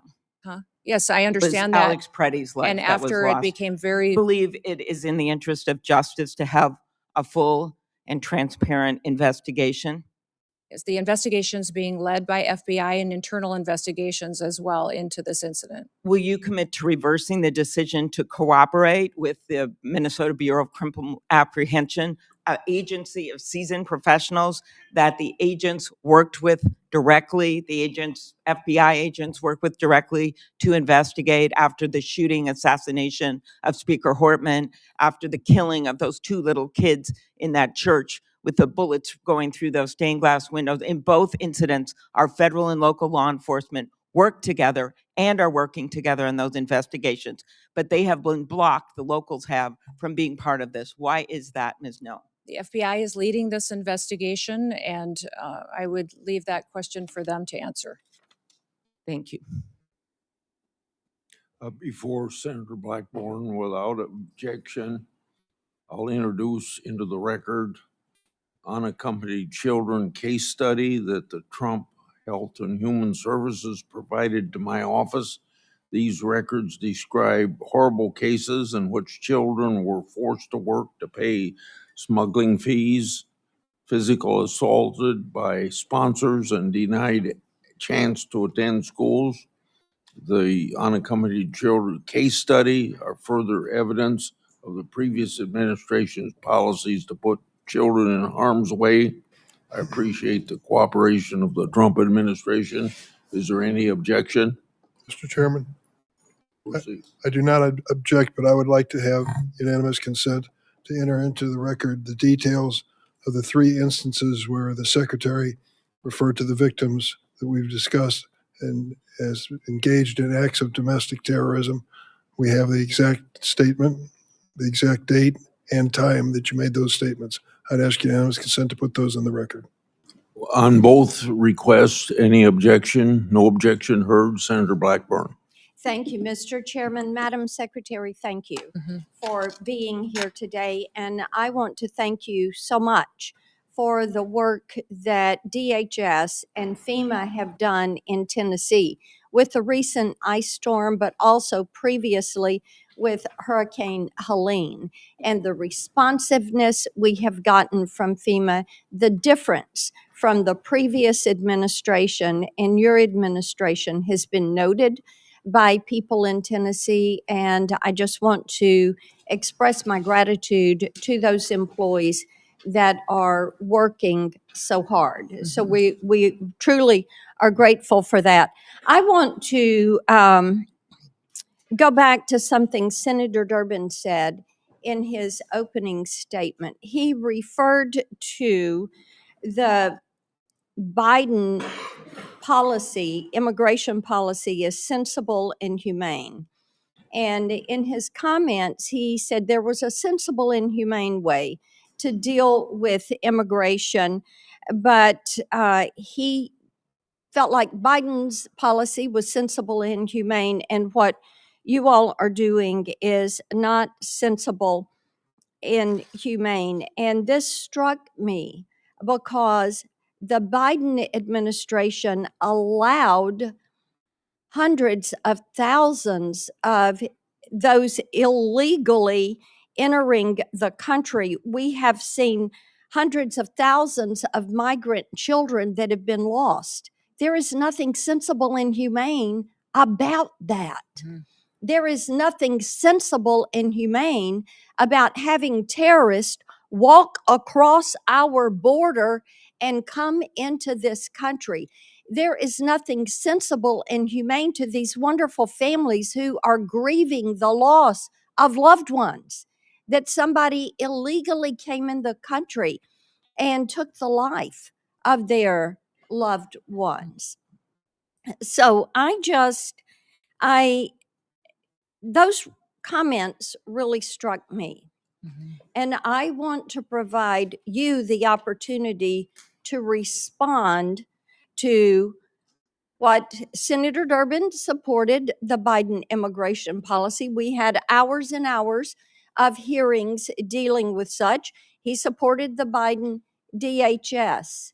But to me, there is nothing sensible and humane about allowing millions of people to violate the rule of law in the United States. And I yield to you for a response. Yes, well, thank you, Senator. When you look at the Biden immigration policies, I think Senator Durbin is ignoring the consequences of illegal immigration. Over 30% of the young girls that crossed that border during that invasion were raped and brutally harmed by people along the way. There's nobody that crossed that border, came in from Mexico, that didn't have to pay a cartel member to get into this country.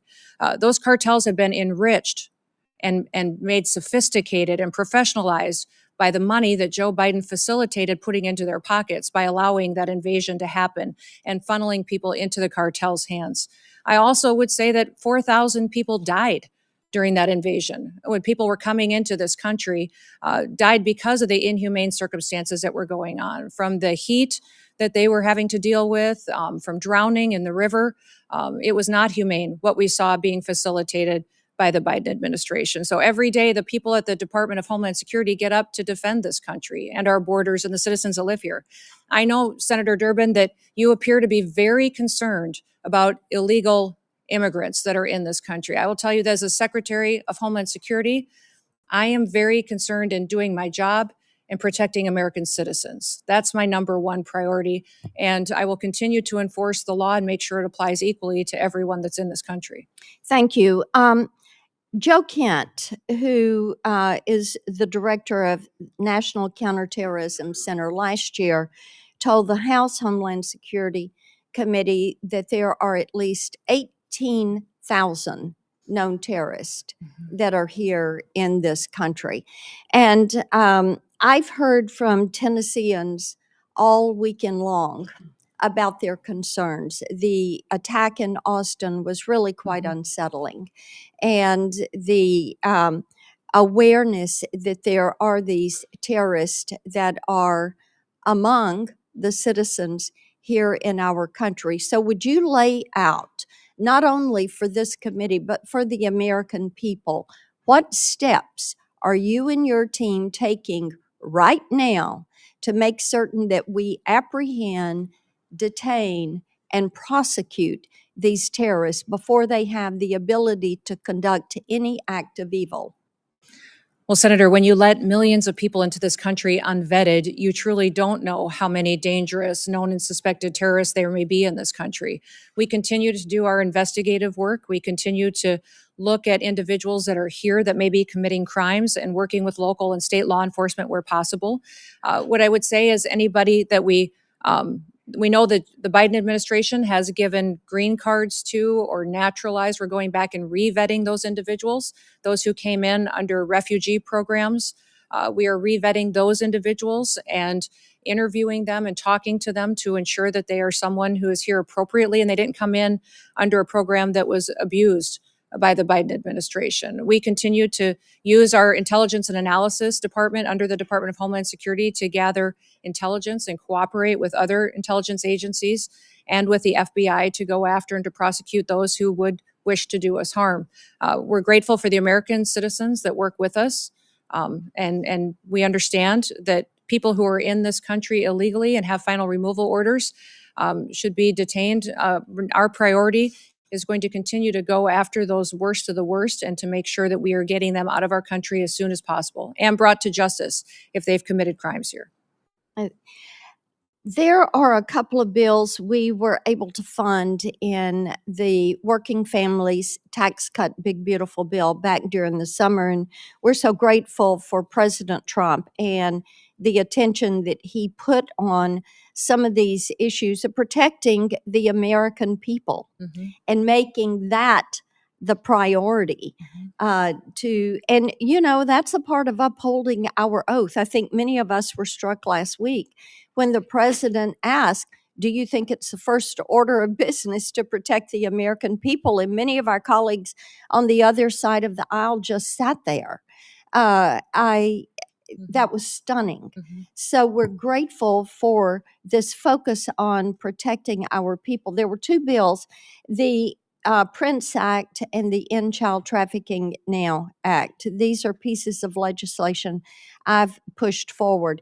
Now, this helps with protecting these children that are being trafficked, many of them globally trafficked. we're fully aware that Homeland Security investigations, and I think they're defunded right now during this shutdown, are trying to find some of these traffickers, rescue these children, and return them to their families. These two bills allow the collection of DNA and fingerprints so that we can stop this repeat trafficking of children.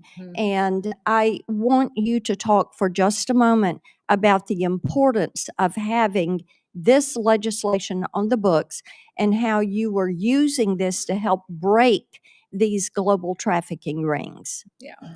No, I appreciate those bills, and I'm hoping that this body will find them important and get them signed into law as soon as possible. Collecting of DNA is incredibly important to making sure that children aren't being abused or trafficked. But we saw many times during the Biden administration where the same child would be used by cartels to move individuals into this country illegally. And so one of the policies we put it back in place as soon as President Trump came into the White House is DNA testing of those individuals coming into our country. When we interdicted them, that we would ensure that they were the family that they said that they should be, and that those children weren't being moved with strangers or abused and trafficked by them.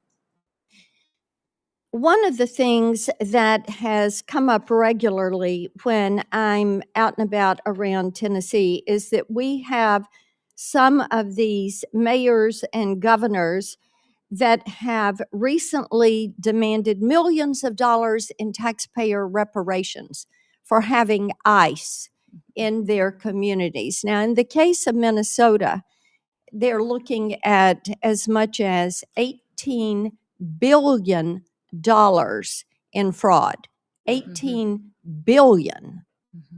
And what they've uncovered there, what they allowed to happen, whether they want to say they knew about it or they didn't know about it, but it appears they knew about it, and we'll let the investigation bear that out. What do you say to these mayors and governors who are defying the law by having a sanctuary city for illegal immigration, that are allowing rampant fraud of taxpayer money? It is not their money, it is taxpayer money.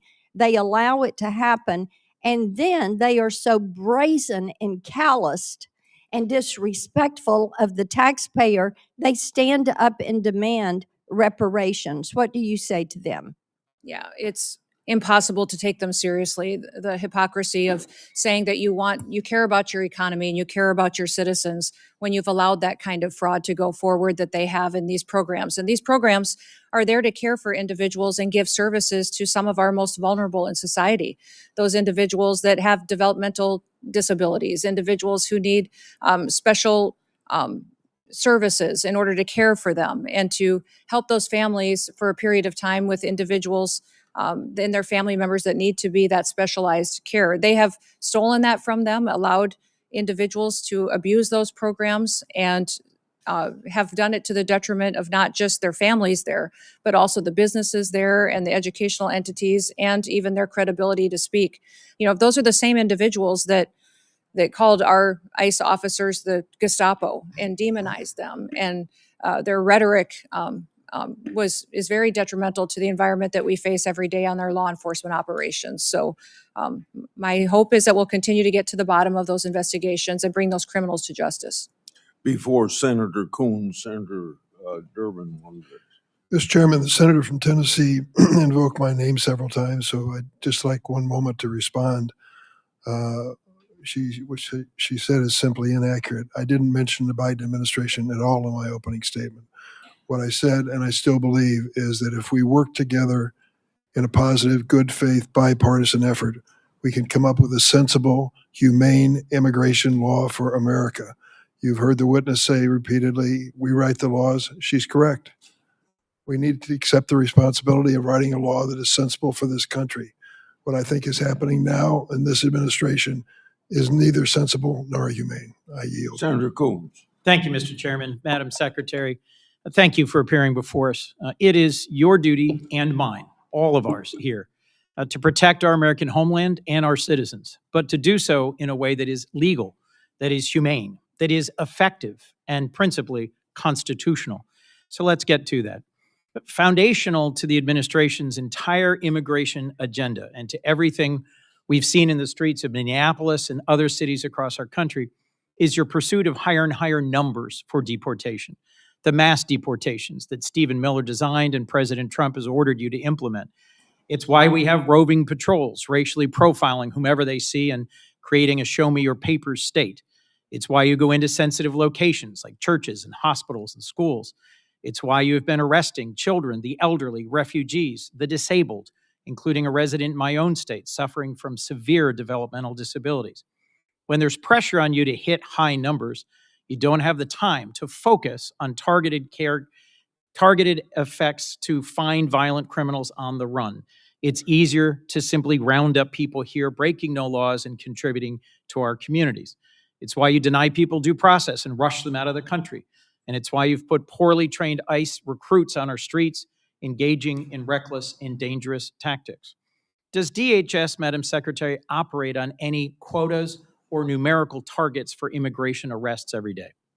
No, Senator, we do not. We do targeted law enforcement operations going after those worst of the worst criminals that are here I would certainly illegally. prefer it if you did targeted operations against the worst of the worst. But just last year, Stephen Miller, who's the president's Homeland Security advisor and deputy chief of staff, went on Fox News and said, we're setting a goal, a minimum of 3,000 arrests for ICE every day.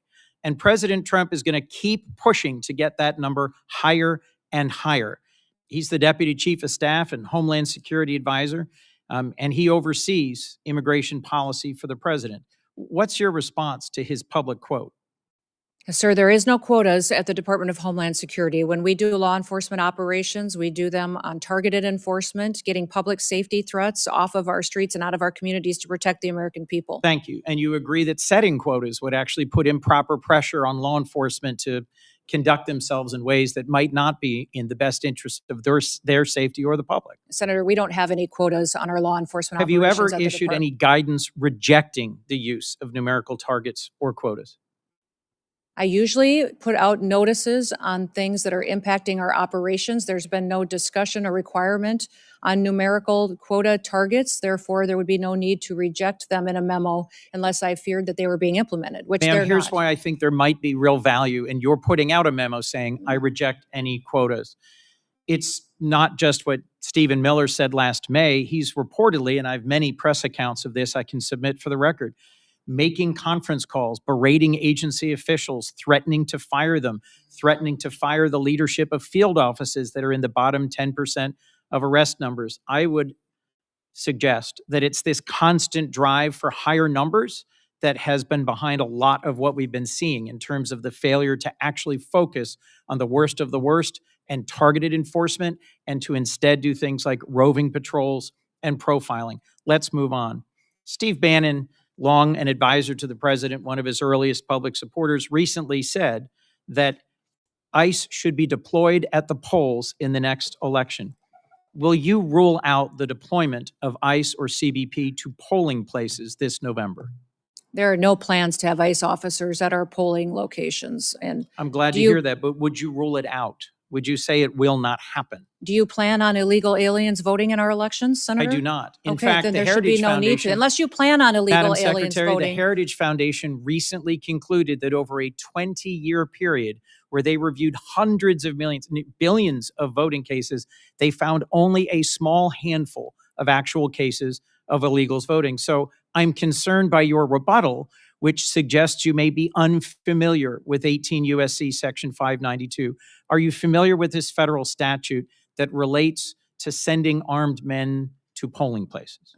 There are no plans to send any of our law enforcement officers to But polling Madam Secretary, locations. you're sir. clear it would There be a have been federal illegal crime for you aliens. to do so. There are illegal aliens that have voted, and it's been proven in the past in certain cases in certain states. We provide a program to states. I think we have 27 different states that utilize our SAVE program now to verify individuals that are eligible to vote in their elections. And as states run their election systems, we encourage them to use that to make sure they maintain their election integrity. Madam Secretary, can you understand how when Steve Bannon says publicly, we should have ICE at the polls, and you say there are no plans, that's not enough to rule out the possibility of a violation of this longstanding federal law? will you issue a directive that ICE and CBP should be nowhere near polling places this November? We have no plans to have ICE officers or law enforcement at polling locations. States are responsible for running their elections, and we're giving them tools and mitigation efforts that they can utilize in order to make sure they maintain the integrity of those elections and that individuals can trust their systems to ensure that their vote counts. Let me move on to training. I'm responsible for the second largest police agency in Delaware. I understand and recognize the critical role that training plays in keeping law enforcement officers safe, in making sure that they perform their important duties as effectively as possible, and that they understand the obligations of policing in a democracy. A whistleblower recently testified that ICE's training process is, quote, deficient, defective, and broken, raising concerns about how you cut training time in half, reducing training hours by 240, and cut out key courses on the use of force and constitutional obligations. He also testified to a culture of fear that pervades ICE and a constant effort to churn out more trained officers in order to achieve higher numbers. Your department put out a statement that the training is the same number of hours that officers have always received.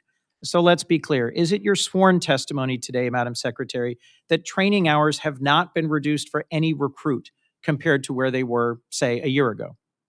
Senator, our ICE officers are trained when they come on board the department 56 days. We've changed the format of those days. Instead of 5 days a week, 8 hours a day, they now do 6 days a week, 12-hour days. We also give them 28 days of on-the-job training so they can have more hands-on experience with individuals that have served a longer period of time in law enforcement and have that experienced officer supporting them going forward. What I would say about your whistleblower is that your whistleblower came to FLETC, which is the area academy where we train over 130 different federal law enforcement agencies. He came there after we had changed our program and didn't experience how we trained our ICE officers previous to that on those 5 days a week, 8 hours a day. I don't know how he would speak to how ICE used to do that. And this individual was only detailed there for a short period of time, a few months, and was a trial attorney, not an expert in a number of places around the country have faced protests for how they've been conducting their policing. Do you specifically train your new recruits on how to handle peaceful protesters in the context of the First Amendment and their rights? Yes, they are trained in that. And they are annually trained and updated with legal guidance, with constitutional provisions, de-escalation techniques, in driving techniques, medical aid, intervening, use of force. All of those are things that our individual officers are trained on. What has happened? January 22nd, you put out a press release that said enforcement and removal operations, ERO training, was 42 days. But on February 23rd, just a month later, the same day that the whistleblower testified, you issued a new press release saying it was 56 days. You seem to be making it up as you go along. Help me understand how you square those quite different numbers in terms of the total number of training days. Our training for ICE officers is at 56 days with 28 days of on-the-job experience that they get as well. That continues their training, and their specialized training is above and beyond that as well. And we're grateful for those individuals, many of those individuals that have come and joined ICE. We had over 220,000 individuals apply to become ICE officers. We've hired approximately 12,000 of those, and many of those had previous law enforcement experience when they came to serve with us. Last question, Madam Secretary, about Afghans. Americans fought, served, and died in Afghanistan over 20 years. Many of our service members critically relied on translators and on Afghans who served and fought alongside them. I've gotten to know a number of them who came to this country and were thoroughly vetted and were frankly heroes who had risked their lives alongside Americans. At the moment, I believe your leadership at DHS has abandoned our commitment to the Afghans who served alongside us. There are currently many trapped in a center in Qatar, and at least 150 of them are the family of current active duty U.S. military forces. It is within your power to create a process for them to seek waivers of the refugee ban so they could come into the United States. Will you consider doing so? We'll continue to do our due diligence on vetting individuals that come into this country, especially those who came in on a refugee program, and make sure that vetting process was thorough. We found deficiencies in how the Biden administration was Will you doing commit that. to not and I'll look forcing into any the of them back situation. into the waiting arms of the Taliban, who will certainly torture or kill them? We'll continue to look at every situation and make sure they qualify for the programs to how they're laid out in statute. Madam Secretary, as I said at the outset, it's your obligation and mine to protect our homeland and American citizens in a way that is legal, effective, humane, and constitutional. My concern is that across all the different incidents that have been spoken about today, you are failing to do so. You are failing to deliver legal, humane, effective, and constitutional protection for the American people. Thank you, Mr. Chairman. I got three things to do before I call on Senator Britt. First of all, Madam Secretary, you can correct me if I'm wrong, but it seems to me the answer you should have given about Steve Bannon is he's not even in the administration. Correct. So why would he have any influence over what you're doing? Correct. Secondly, we're going to take a break after Britt, Blumenthal, and Schmidt. Lastly, without objection, I'd like to introduce evidence of potential human trafficking that I sent to the Biden administration as part of my unaccompanied children oversight. For over a decade, I've exposed how children in this category and the program associated with them have been subject to harm, abuse, and even sex and labor trafficking. Thanks to Secretary Noem, Trump administration, greater transparency has finally been brought to this issue. Senator Britt. Thank you, Mr. Chairman. Thank you, Madam Secretary, for being here today. To echo what my colleague Senator Kennedy said, I appreciate you actually securing our border. The work that President Trump has done, and you alongside him, to make sure that we don't have just an actual invasion happening every day, like we saw under the Biden administration. I believe we had about an average of 5,000 people a day that came over the border during the Biden administration, many of which are unaccounted for. When we're looking at kind of what is ahead of us, I've heard Senator Blackburn and others kind of bring this up to you, but I am thinking about the children that we know that came unaccompanied, many of them with a phone number written on their arm or taped to them. Senator Blackburn mentioned that the Biden administration did away with the DNA policies. We know many of these children have been trafficked into our interior. You mentioned the rape, that 30% of women, is that right, that came across our border were most likely raped in the process. The 4,000 people that died, the inhumane circumstances that were created, and the enriched cartels as a result. As a result of 4 years of the Biden administration, the cartels were stronger and more prosperous, and unfortunately had a greater grip on our interior. It is your job to make sure that we unwind that we keep American families safe, that we abide by the law, that we enforce the law. The way we do it matters. We have to do it the right way. There are countless families sitting behind you who have either had a loved one injured or lost because of the lack of enforcement of the previous administration. Do you commit to me today that you will ensure that no family has to go through this again, that you will use the tools at your disposal the right way to protect American citizens? Yes, I will use every tool I have available to make sure that we're protecting as many Americans from having to go through what these families have had to go through.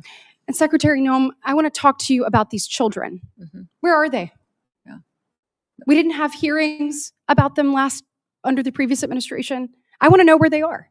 How many children do you think are in our interior unaccompanied for? Are they being sex trafficked, labor trafficked? Where are they? Yeah. And how many have you found? And what is your plan to find all of them? Every one of those children deserves to be seen, deserves to be found, and I appreciate the president's commitment to making that happen. I want to know what you're going to do to follow through with it. We're going to continue to do our work. We found 145,000 of those children so far, identified them, returned them back to their loved ones, and taken care of them. We will continue until we find every single one of them. The Homeland Security investigations teams are the most specialized law enforcement officers for getting into these networks, these trafficking networks, and making sure that they're not just finding one child, but finding the network that is trafficking hundreds of children, and make sure that we're bringing them back home and helping them heal. Well, let's actually talk about HSI. We have heard ICE be vilified across the nation, called Nazis, called Gestapos. I want to talk about ICE HSI for a second because you just mentioned it. When we are looking at finding child predators, when we're looking at finding people who are exploiting children, when we're looking at cyber crimes, human trafficking, when we're looking at drug smuggling, weapon smuggling, HSI does the hard work, do they not? Yes, they do. I want you to see behind me. These are some of our most notorious and high-profile criminals in recent years. Sean P. Diddy Combs, El Chapo, R. Kelly, Jared Fogle, Josh Duggar, the Merchant of Death, Victor Boot. And what do all of these criminals have in common? All of them were brought to justice with the help of ICE, HSI. Does that sound like the work of Nazis or Gestapo, Madam Secretary? No, it does not. This sounds like an agency that is working for the American people, who is taking bad actors off the streets and is doing the hard work for our most vulnerable. Can you speak a little bit to the work that you've seen HSI do? These HSI officers are, I believe, the most exceptional law enforcement officers that we have at the federal level. They specialize not just in identifying sex traffickers and human traffickers, but also any kind of money laundering, financial investment. They partner with our other intelligence agencies to use that information to build cases that we then win in prosecutions and hold those people accountable. And they all have families. They all have families that they care deeply about. And when you talk to them, they will go on and on about how they do their work to make sure that families in the United States can be safe and that they have a future and they can walk down the streets and continue to be entrusted that their kids won't fall victims like they see so many times in their work when they do these types of cases. Changing gears a little bit, when we're talking about just immigration enforcement in general, I know I've had a number of questions from constituents over the weekend about the number of known and unknown terrorists in our interior. We know the numbers that came through the border, but we also know the countless numbers of known gotaways that we don't know who they are, where they're going, or what their intentions are.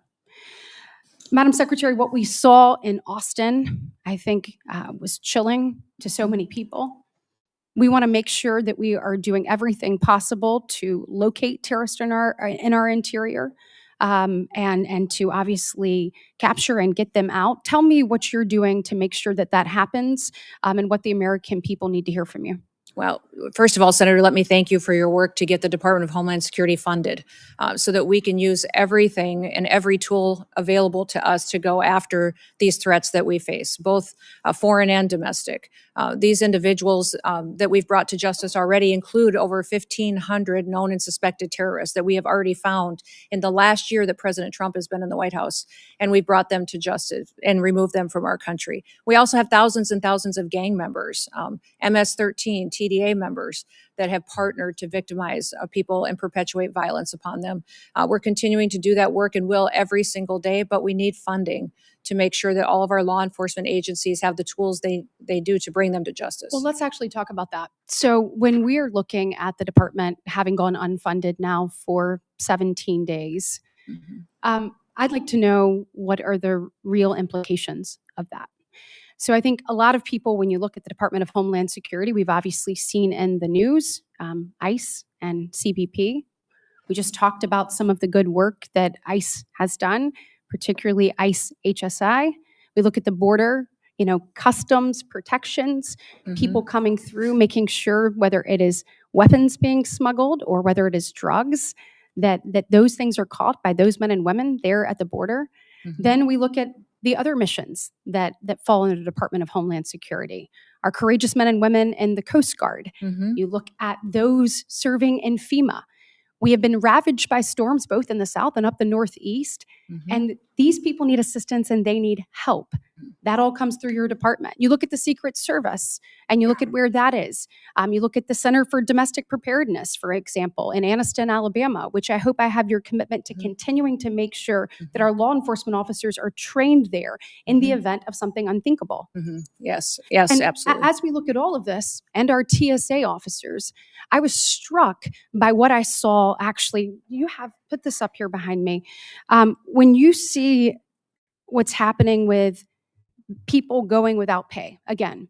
So you have people like a TSA officer that went without pay for 43 days in the previous Democrat-led shutdown. And here they go once again. The financial insecurity that comes from that is tremendous.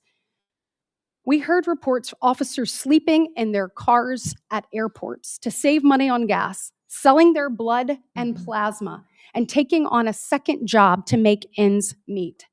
Some are just recovering from the financial impact of the 43-day shutdown, and many are still reeling from it. We cannot put them through another such experience. In the last minute left, will you tell us the real implications of this shutdown on men and women that stepped up to serve our country in the highest way to keep our homeland safe and secure? Yes, I'm grateful for our TSA law and security officers that are still showing up and doing their jobs, running those security checkpoints, even though they're not collecting a paycheck. A couple of the stories that I had heard when I spent time with them just in recent days was one individual whose wife needed cancer treatment, $1,200 treatment that he couldn't afford, and had to go and borrow money so she could get her cancer treatment because he wasn't getting his paycheck. Another individual who had 9 children, was raising 2 of his grandchildren as well, that was struggling to pay his bills, took a nighttime job as a welder just to try to keep food on the table for the responsibilities that he had. These people joined TSA because of 9/11, because they want to be a part of keeping people safe in the United States and defending our homeland. Beyond that, FEMA, our ability to fund disaster response is virtually gone. It needs to be refunded. Our FEMA employees are out there doing work every single day, but we have 10,800 individuals that are funded out of the disaster relief fund that could potentially not be there for them and not respond to individuals who need it when they have those terrible storms or devastating crises. Well, thank you for your work, and I'm hopeful that we can work with our colleagues on the other side of the aisle to find a pathway forward to fund the Senator department. Blumenthal. Thanks, Mr. Chairman. Thank you for being here today. Madam Secretary, for a year, you maintained that no U.S. citizens have been arrested or detained by ICE or CBP. After hearings that I conducted in the Permanent Subcommittee on Investigation as the ranking member, you admitted finally in a letter written to me just last month that, in fact, U.S. citizens have been detained and arrested. I'm going to ask, Mr. Chairman, that that letter be entered into the record. Thank you. You put the number as 38. Far more American citizens have been arrested by ICE and CBP, probably in the hundreds, perhaps the thousands. Have you met with any of the American citizens who have been detained or arrested by your agency? The individuals that may have been detained and arrested were individuals that could have been obstructing law enforcement operations you haven't met and with committing them, crimes correct? that way, and that we would have I'd like been to individuals introduce you to until their 3 identity of was them. confirmed. Leo, Javier, and Marimar, would you please stand? These 3 individuals, Madam Secretary, were arrested by your agency, Leonardo Garcia Venegas, Javier Ramirez, and Marimar Martinez. Do you know what your agents did to Leo Venegas? I'll tell you. On May 21 of last year, they entered the private property at a house that he was constructing without consent, without a warrant, illegally.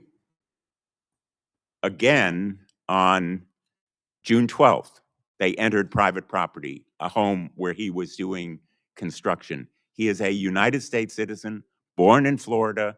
They seized him and ignored and disregarded his proof of citizenship. Wouldn't you agree with me that no U.S. citizen simply working lawfully should be arrested? In law enforcement operations across the country, there are times when U.S. It's a simple citizens yes or may be no. arrested or detained until Would their you agree identity is with me, confirmed Madam and that they Secretary, haven't that committed a U.S. crime. citizens should not be arrested when they are obeying the law, they have no criminal record, and they are engaged in a lawful activity? Sir, in situations where law enforcement, regardless of the agency across the country, when there is probable Let me cause, tell an you about individual Javier may be. Ramirez. Do you know what your agents did to Javier Ramirez? He was on his own private property when he was assaulted by masked agents, his own property, without a warrant, without consent. They said, get him. He's Mexican. He was violently slammed into the ground while being handcuffed and taken into custody, despite telling officers that he is a United States citizen and even showing them his passport. And when he was asked what he was being arrested for, you know what they said? We don't know.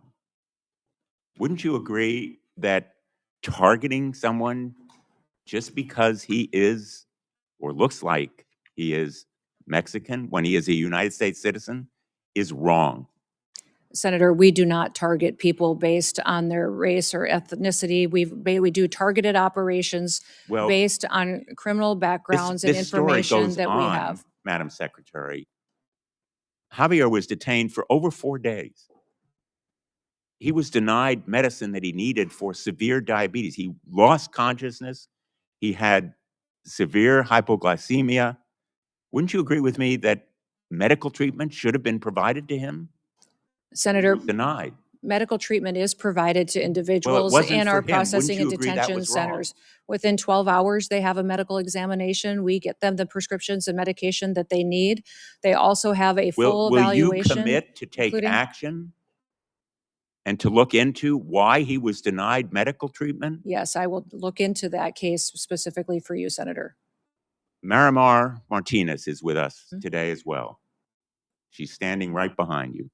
She was on her way to donate clothing at her church when she came across an unmarked car. The agents sideswiped her car. 3 masked agents in camouflage stormed out, and one of them pulled out his gun and fired at her moving vehicle, hitting her 5 times. She almost bled to death. Wouldn't you agree that shooting Miramar Martinez on her way to donate clothing at her church, a United States citizen from Chicago, is wrong? Sir, I don't know the situation or the case. I'll look into it to ensure that all Well, the I'm glad procedures were you'll look followed into properly. it. Miramar, by the way, was falsely charged with impeding law enforcement, but the case actually fell apart. The judge dismissed it as being trumped up. He dismissed it with prejudice. And in fact, the agent who shot her, I'm not going to name him, but you know who he is, was quoted on social media the day or so afterward. And he said, quote, I fired 5 rounds and she had 7 holes. Put that in your book, boys. And quote, cool, I'm up for another round of F around and find out. Will you join me in condemning that agent? Sir, that situation, I don't know the details of, but I will look into that. I don't know why you can't join me in saying it was wrong to shoot Miramar, almost cause her death, and then brag about it. Wouldn't you agree with me that it was wrong? Well, sir, the way that you have portrayed it, it appears to be, but let me look into the case so I can speak to the specifics of it. In fact, apparently, contrary to what you just said, you actually supported the agent who shot Ms. Martinez 5 times. He's quoted as saying, when he was asked, everyone has been supportive, including Chief Bovino, Chief Banks, Secretary Noem, and El Jefe himself, referring presumably to President Trump. Is the agent who shot Ms. Martinez still on the job? Sir, our law enforcement officers conduct operations every day according to procedures and to training and the experience that they have. When Is- there is Is the when there is agent something that who is not shot done Ms. properly, Martinez still on the job carrying a gun? I don't know the details. I will find out and get that information to you. Would you agree with me that he shouldn't be on the job I carrying will a gun? look into this case and get back to you on the details. I'm I not think familiar Americans with would find it absolutely terrifying it. Mhm. that that agent is still on the job carrying a gun. And the fact that you can't tell me that you will take him off? Sir, do you know who Angel Samanago is? Do you recognize that name? You know, This is I an think we're individual talking about that was an murdered egregious in your illegality state here, by a an illegal violation alien, of rights and trust. duct The taped. answers are It looked very like it was simple, an assassination. and I would have I haven't hoped that heard you say you one could give victim's better name answers today from illegal to these immigrants that three are here individuals. Would you perpetuating like to violence say against anything people. to Ms. Miramar, I'd Ms. like to hear you Ramirez, say the or name Mr. of one of our victims of Venegas? illegal criminal activity and fight for one of those victims so that we can stop as many of them from being created in the future by people who should never be in this country to begin with. Illegal Well, individuals and charges aliens that are against in this Ms. country. Martinez were dismissed with prejudice. Let me ask you about a memo that evidently was written by the acting director of ICE. This memo, have you seen it? I can't tell what it says. I see lots of memos. I see Well, this many, memo many a is day. by acting director Todd Lyons. It's been frequently referenced in the hearing that I conducted by the whistleblower who testified, Brian Schwank, as being the basis for instructing ICE agents. It specifically says that ICE agents should violate the Fourth Amendment and break into people's homes without a judicial warrant. Do you agree with it? I will look at that memo, sir. I can't read it from here, but if it's referencing administrative warrants, that is the proper legal tool that this body has given us to utilize on immigration enforcement operations. Those administrative continu- warrants were provided and affirmed by the Let Supreme me ask you Court, one last and we'll question, continue to use those. Madam Secretary. Does Corey Lewandowski have a role in approving contracts? And if so, what is that role? His role as a special government employee, special government employees work for the White House and the administration. There's thousands of them.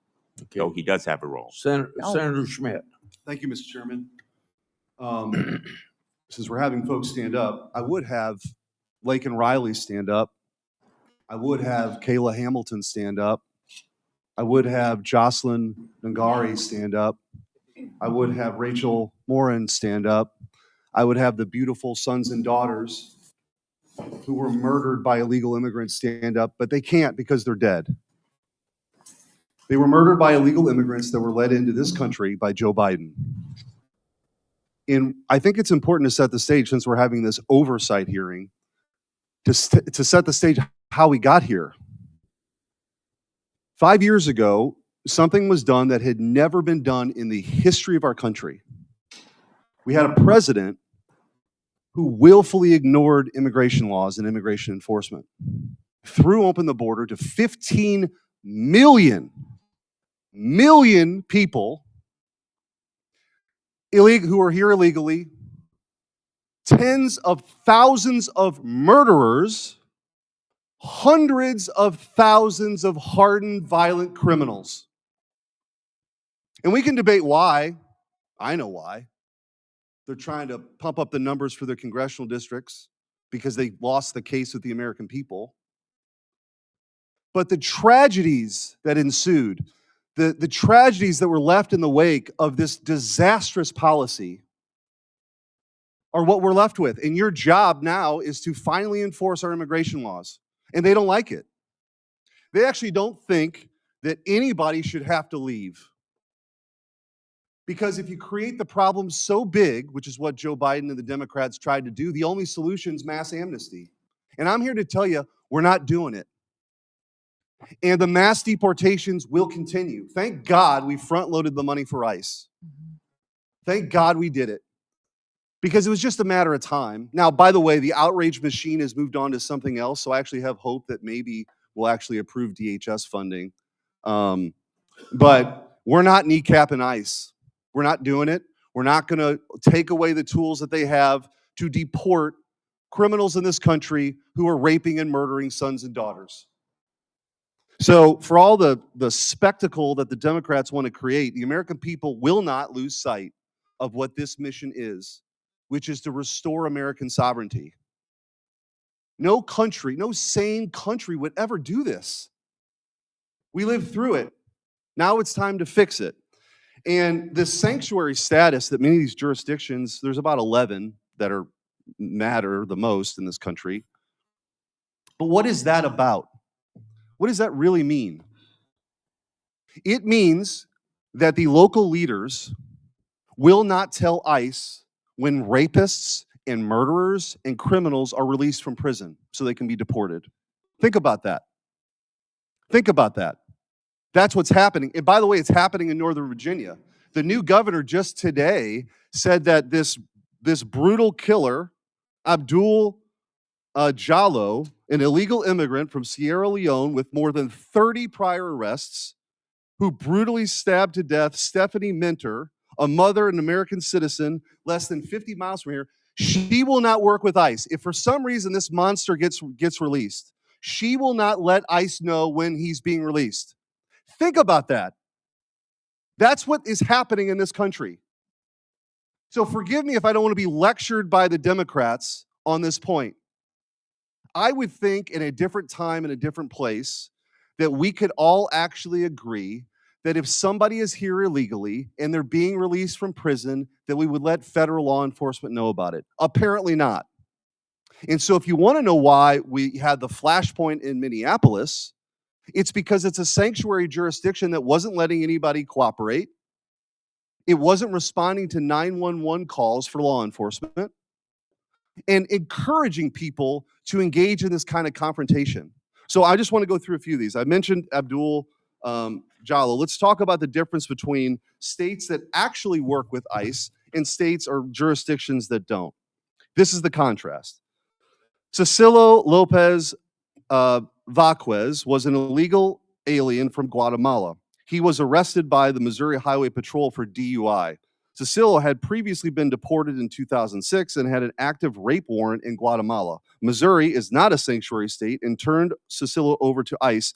He was deported. Thank God. Hernando Garcia Morales was an illegal alien from Mexico. He was arrested multiple times in New Jersey for crimes including burglary. New Jersey is a sanctuary state, failed to notify DHS or ICE. He was released. On January 9th of this year, he threw a baseball-sized rock at a school bus, shattering a window and hospitalizing a third grader. Ariel Nunez Figueroa was an illegal alien from Mexico with an arrest warrant tied to the murder of 43 students at the Ayotzinapa Teachers College. ICE arrested him in Houston, Texas, not a sanctuary city. DHS deported him on March 6th. Christian Espinozo Sarango was an illegal alien from Ecuador, arrested in New Haven, Connecticut for sexually assaulting a minor. He was charged with multiple serious offenses. Connecticut's sanctuary laws prevented cooperation with ICE, and he was released into the community before being rearrested by ICE.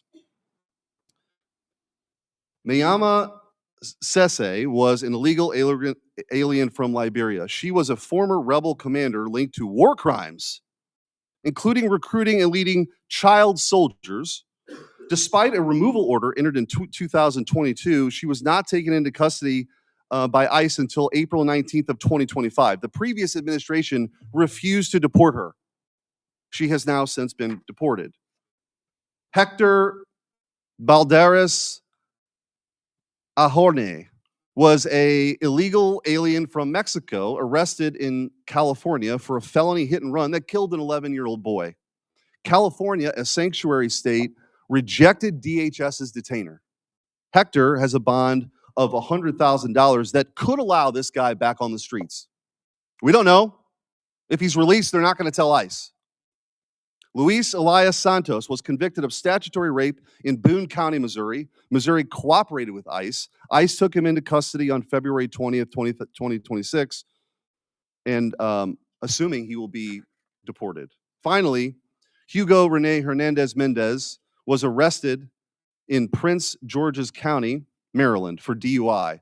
The county did not cooperate with ICE and released him. Months later, he murdered Dakara Thompson, a 19-year-old woman. She would be alive today had Maryland cooperated with ICE. I don't know how you explain this away, but I just want to ask you, Madam Secretary, how critical is it for the operations of ICE to deport these monsters to be able to work with local leaders? Oh, it's absolutely critically important. It keeps our officers safe. It allows them to do their operation in an efficient manner to make sure that the public is safe as well. And when you talk about these sanctuary jurisdictions turning murders and rapists loose on the street, I picture every time listening to Rachel Morin's mom telling the story of how she died, how she was brutally raped and murdered, and a mother of 5 children that no longer have a mother. And that individual who raped and murdered her was released 3 different times, back out to perpetuate more crimes. And that's what I don't understand, the argument that these Democrats are making. Do we have to wait until someone who's in this country illegally creates another victim before we hold them accountable and get them out of our country? Why do we have to wait until there's more murder victims? We need it more in sanctuary cities. I want to ask you real quickly, we talked about illegal immigration, the time I have left, legal immigration and the abuses we've seen. I've written to you about H-1B and OPT, and for those listening, the H-1B program was marketed as a program to bring in the best and the brightest for people for jobs that we don't have people for. That's been patently false. What's happening is this abuse is that American citizens are being displaced by cheaper, more obedient foreign labor. The abuse has been pretty rampant. I've written to you about that. And the OPT program, which has become visa mills for universities, taking away opportunities for American students because they don't have to pay taxes on the foreign labor for at least a year if you have this visa for OPT. Anyway, there's been rampant abuse we've seen. I've written to you about this. I appreciate your response. I want to just, with the remaining time, you committed in that letter to reevaluate OPT's scope and duration.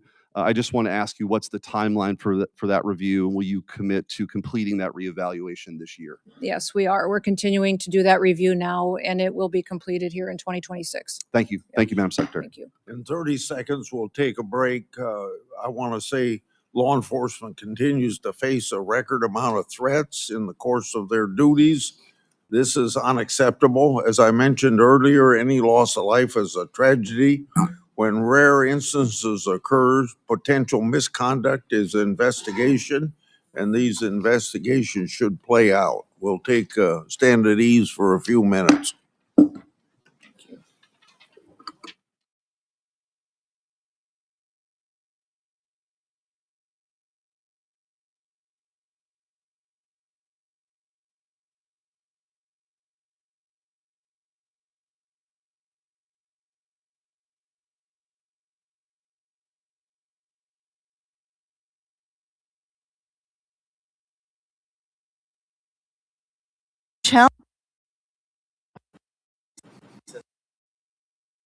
Challenge.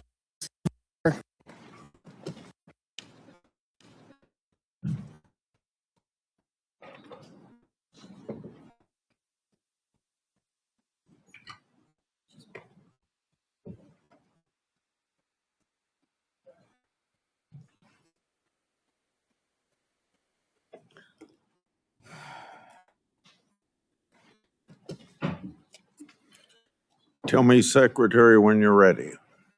Yes, Mr. Chairman, I'm ready. Yes, sir. You're ready? I'm ready. Yes. Senator Verano? Thank you, Mr. Chairman. Over the last year, the American people have watched in horror as DHS agents have terrorized our communities. We've all seen pictures and videos of ICE agents dragging people out of their cars, shooting them with pepper balls or worse, murdering people in the streets. This is not normal, but it's what communities being targeted by ICE are forced to face every day under this regime. It is why Americans of every background across the country are up in arms and raising a hue and cry about ICE. My first question, Ms. Noem. Last August, DHS attempted to deport 600 children to Guatemala in the middle of the night. When challenged in court, the lawyer representing DHS said a request had been made by either their parent or legal guardian to justify deporting these children. A federal judge found that statement had no, in other words, no evidence that the parents have been asked. That statement by the lawyer representing DHS was false. That was a lie. Yes or no? Ma'am, in that situation and in many others, we're working to return children back to their parents so they can be with their families. And specifically in Guatemala, we were stopped by an activist judge from returning those children to Ms. some of their Noem, family the members. And we'll answer continue to work is to reunite that them was a lie so that because we the can keep judge people said together. you lied. These poor Your angel families attorney behind me will lied. never have their children again. And Reclaiming that's my one of my time. motivations every day. After DHS agents shot Marimar Martinez 5 times, 5 times, your department was quick to label her a domestic terrorist and claim that she ambushed and rammed federal agents with her car. She was even criminally charged, only for those charges to be completely dropped when body camera footage showed the truth that during the incident, the DHS agents announced that it's time to get aggressive and then rammed her car. Secretary Noem, DHS was lying when it said Ms. Martinez was a domestic terrorist who ambushed federal agents. Yes or no? That was a lie. Every day, our law enforcement officers face tragic situations on the ground. They Ms. work Noem, every day to I am bring not public hearing safety yes or threats to no. justice. You know what? You actually had to dismiss the lies that you alleged against Ms. Martinez. So that was a lie. Next. After DHS agents shot and killed ICU nurse Alex Pretty, you were also quick to label him a domestic terrorist. Even before an investigation began, you said he was brandishing a gun, a firearm. You also said he was apparently trying to do maximum damage and massacre law enforcement. The videos show that Pretty had a phone in his hand while helping a woman who was pepper sprayed. He never touched his gun. After DHS agents pinned Pretty to the ground and your agents removed the gun, they then shot him at least 6 times, killing him. Secretary Noem, when DHS claimed that Mr. Pretty was a domestic terrorist who was brandishing a firearm, that was a lie. Yes or no? That investigation is still ongoing, being led by the FBI. But when that horrific day happened in that tragic situation, we continued to relay information from agents on the I'm not ground hearing to get your answers information to to a the American simple public. yes or no question. So moving on. Secretary Noem, in this photo, this man is on the ground and there are multiple people holding him down. Yes or no? Yes. You see? Yes or no? Yes, he's laying on the ground and there are multiple Yes. people with their hands on him. Yes. So that is what the American people saw. This man is completely subdued on the ground with multiple DHS agents on top of him. Despite being pinned down, a DHS agent soaks him with pepper spray, which can blind and burn a person. You can't even see his face. That yellow substance is pepper spray because your agent deemed it necessary to cover his face with pepper spray. Next photo. In this photo, the man with the clergy collar is surrounded by multiple DHS agents. Yes or no? Yes. Showing you a picture, yes or no? Yes, ma'am. That is what the American people saw. This man is Reverend David Black, who is the senior pastor of the First Presbyterian Church of Chicago. He had his arms up in prayer when ICE agents fired pepper balls directly at his head. They shot him 7 times, including twice in his head. Next photo. In this photo, do you see the woman on the ground?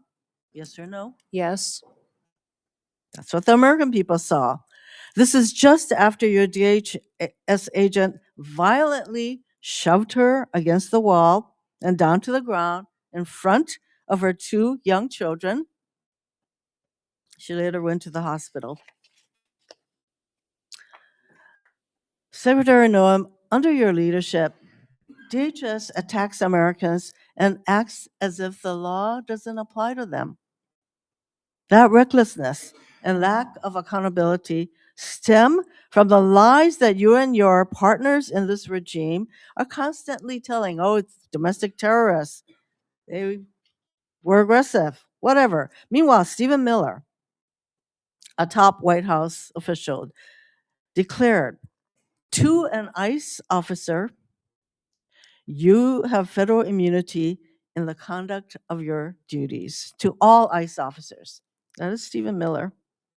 When DHS agents hear what you and the White House say, those agents think they can do anything. They know there will be no accountability for their lawlessness. They know that when they fire their weapons without restraints, you will immediately and reflexively blame the victims and label them domestic terrorists, regardless of the circumstances or facts. That is exactly what happened when DHS officers shot and killed Renee Good. DHS agents pulled up to her car, surrounding her. Moments later, a DHS officer shot her 3 times through the car window. She died. In response, you blamed Renee Good, saying she committed an act of domestic terrorism. Vice President Vance was then quick to say that the ICE officer who killed Ms. Good is protected by absolute immunity.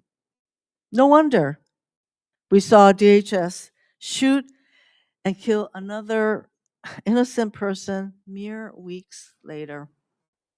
The lies that you and this regime spread are creating a culture that fosters abuse of power. This is the reason we need clear guardrails on DHS. No more masks, no more warrantless searches, no more roving gangs of officers terrorizing our communities. We need DHS to meet the same use of force standards that local police need to meet. They have the same requirements to identify themselves like local police have, and use the same warrants that local police use. In other words, we need immediate guardrails to rein in the lawlessness that you have unleashed. Mr. Chairman, I am done with this witness.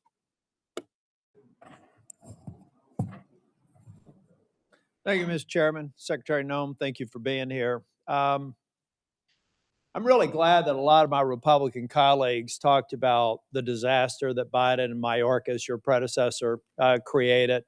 It was absurd. You heard the things from Senator Brett, people that came over here who themselves were traumatized by the very people who then come to this country and traumatize American citizens. You heard Senator Schmidt saying the same thing. A lot of us are very frustrated with the disaster that President Biden left behind and a failed DHS. It's why I'm angry, and it's why I've been critical of you, Secretary Noem, because we're missing an opportunity. Ladies and gentlemen, one of the reasons President Trump won a year and a half ago is because people were sick and tired of a Democratic administration's open border policy and allowing millions of people to come to this country, 1.7 million called gotaways. We don't even know where they are, but we know when you pay a premium to a cartel to get them into this country, they're bad people. Now, why have I been critical of Secretary Noem? Because I don't think we're focusing on, we have limited resources. ICE can't be everywhere at once. There's very few people in Capitol Hill that support law enforcement more than me, including the sworn ICE officers. In fact, I've just been told, fortunately, in about a week and a half, we're going to get a plaque on the wall over the Capitol, thanking the Capitol police officers and all the agencies that responded on January 6th. All those thugs have actually been pardoned, and yet we haven't thanked the Capitol police officers for their work here. So when I say I'm unapologetically pro-law enforcement, you can count in every single sworn officer in Homeland Security. So why am I disappointed with Secretary Noem? Because we're not going after enough people who did this damage at the expense of running numbers that Stephen Miller wants out of the White House. We just want numbers. We want 1,000 a day, 6,000 a day, 9,000 a day, because numbers matter, right? No, they don't matter. Quality matters, not quantity, quality. And what we've seen is a disaster. Under your leadership, Ms. Noem, a disaster. What we've seen is innocent people getting detained that turn out are American citizens. I could talk about the culture that's been created here with Stephen Miller aiding and abetting. I heard first reports that he was the one that said it was a domestic terrorist situation where 2 people lost their lives in Minneapolis. I've heard that report. Maybe you can refute it. I don't know that we'll have time for you to respond because I'm giving you a performance evaluation here. I'm not looking for a response.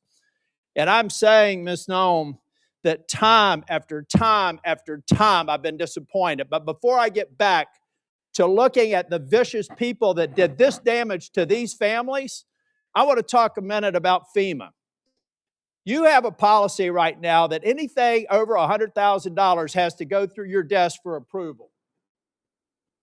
I asked my staff, because I'm a management consultant, I don't try to do cheap shots in here, but the facts do not lie. This is your administration for FEMA response.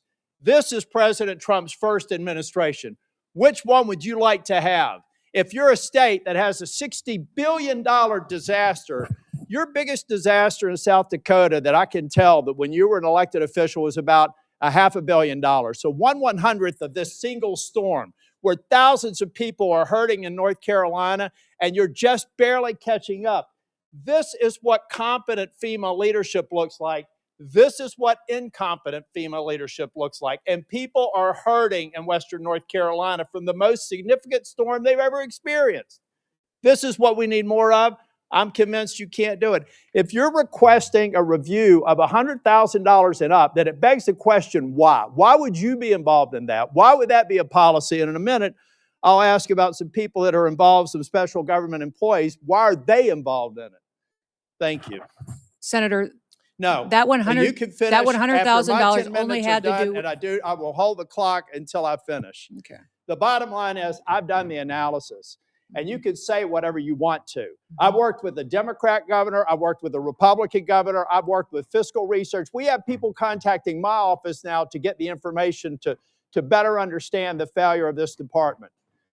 You failed at FEMA, and in fact, if I get to it, actually, why don't I cover this right now? The Homeland Security Act of 2002 expressly prohibits the Secretary of Homeland Security from restricting or diverting FEMA resources from the agency's mission. Based on your disaster response, the chart that I just showed you, I have reason to believe that you're violating the law, either knowingly or unknowingly. So I'll be asking and getting a submission to the record, submitting a question for the record, what the total amount of FEMA reimbursements are currently being held by DHS, awaiting for final approval. held by DHS, awaiting for final approval for an agency that you should not be obstructing the disbursement on.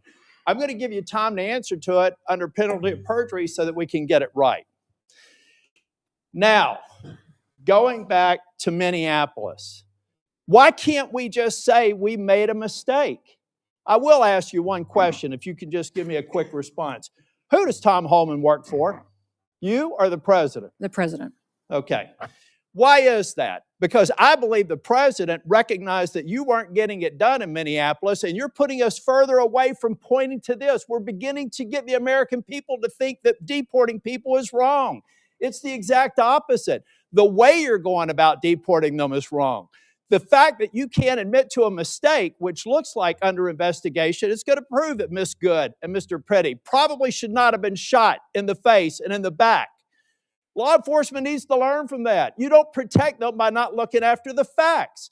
Not only should the FBI be investigating it, but every single law enforcement agency in that jurisdiction should be invited to it, so our law enforcement officers do not have this pall cast upon them. One of the reasons why ICE officers are having threats, and damn the people that threaten ICE officers, because so many of them are doing a good job, is because you've cast a pall on them by acting like we should investigate things differently. Officer-involved shootings have a formula that we should go through every time. And we're not going through that formula. As a matter of fact, in Ms. Good's case, I think that they were even saying that maybe there wasn't even a need to do it in the DOJ. I hope that that's changed. But I'm telling you, it was a civil rights review. I saw your frown. You can correct me if I'm wrong. But originally, Blanche said there wouldn't be an investigation. Folks, law enforcement, we've got to have their back. We've got to make it clear when they make a mistake, then they get corrected for it. But you don't walk away from it, and you've done it too many times. Now, Secretary, I read your book last week. And honestly, some of the parts of it impressed me, but some of it distresses me. And I'll give you a good example of one that does. The passage where you talk about killing a dog that was 14 months old. I train dogs, all right? And you are a farmer. You should know better. You should know that if you're going out to a hunting lodge and you're putting pheasants out and you're putting dogs out, you don't take a puppy out there. A 14-month-old dog is basically a teenager in dog years. You decided to kill that dog because you had not invested the appropriate time in training, and then you have the audacity to go into a book and say it's a leadership lesson about tough choices. It's in your book. We could play it if we had time. At that same lunch hour, you killed a goat. And you killed the goat because you said it was behaving badly. You are a farmer. You don't castrate a goat. They behave badly. You should have probably done that before. But my point is, those are bad decisions made in the heat of the moment, not unlike what happened up in Minneapolis. We're an exceptional nation. And one of the reasons we're exceptional is we expect exceptional leadership. And you've demonstrated anything but that in the time that I've seen you responding to the emergency in North Carolina and across the Southeast, and acknowledging when mistakes are made, and speaking too soon for the expedient of social media or whatever it is. I'll leave you with this, Ms. Noem. I'm expecting answers to Charlotte's Web. I requested it a month ago. That was one of the investigations in Charlotte, 20 minutes from where I live. All I asked for, if it had to be anonymized, was information so that I could determine if your hit rate is right. I want to find more of those people, and I want to detain fewer of the others. And Mr. Chair, in my remaining time, I have a lot to go. But I want to submit this letter from the Office of Inspector General that cites 10 different instances under Ms. Noem's leadership where they've been misled and not allowed to pursue investigations that they think are critically important. Does anybody have any idea how bad it has to be for the OIG in this agency to come out and do this publicly? That is stonewalling. That's a failure of leadership, and that is why I've called for your resignation. And if I don't get an answer to these questions, I don't want an applause. Please don't do that for me. If I don't get an answer to these questions, if I don't get an answer that you've had a month to respond to, and the remaining ones, as of today, I'll be informing leadership that I'm putting a hold on any en bloc nominations until I get a response. And in 2 weeks, if I don't get a response, I'm going to deny quorum and markup in as many committees as I can until I get a response. Thank you, Mr. Chair. Okay. Now it's Senator Booker's turn. Thank you, Mr. Chairman. Secretary Noem, you're in charge of your agency. The buck stops with you, correct? I'm in charge of my agency, what? The buck stops with you, Yes, correct? correct. And you had to swear an oath to the Constitution before you took this job, right? Correct. So one of the most sacrosanct ideals of our nation, enshrined in our Constitution, is freedom, is liberty. Mhm. It is an idea that the government has a very high standard should they take away liberty and freedom from an American citizen. How many U.S. citizens has DHS detained as of last October? Senator, if you're talking about detained and arrested, is that those that have been violating and obstructing our law enforcement operations? Is that what you're referencing? Because it could be hundreds and hundreds. We have faced violent riots across the problem. country, You are saying specifically that in the Portland people, and the in only Minneapolis. people you've detained are committing crimes, but you and I both know No, I that's haven't not true. said that. I So didn't then say that. I how asked many which ones you were people referencing. have you detained? I can't give you an accurate number because we've literally detained and arrested many for those obstruction of law enforcement operations, and So also public others that had records, probable let me tell you what cause my staff researched. and then released May once I yes. continue? Public records are showing that over 170 incidents of your agency unlawfully taking away the liberties and freedoms of American citizens. This includes 20 children, 20 American kids that your agency detained.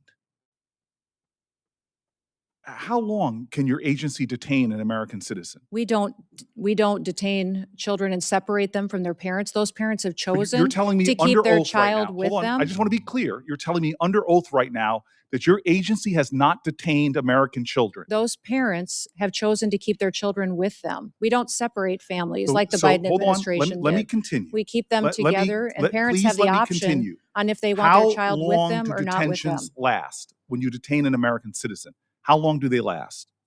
We don't detain American citizens, and if there's well, probable cause. let me give you, because you are not speaking truthfully under oath. Isaiah Pena Salcedo, a U.S. citizen living in California, was detained more than 70 hours, almost 3 days, even after he showed ICE agents his passport.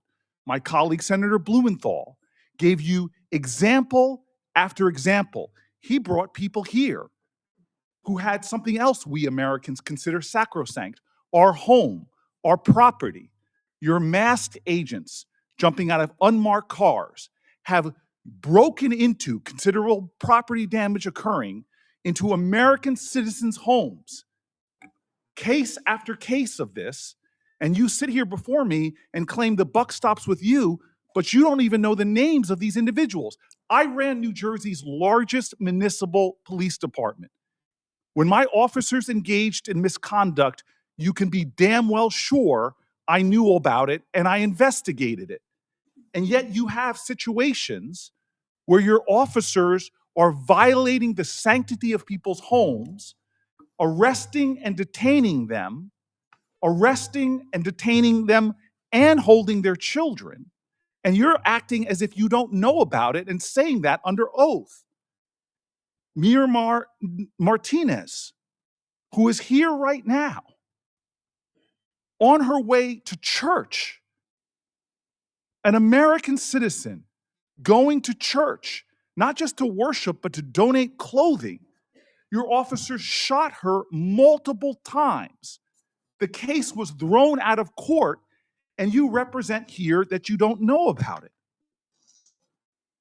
In New Jersey, are you aware of your officers' activities in places like schools?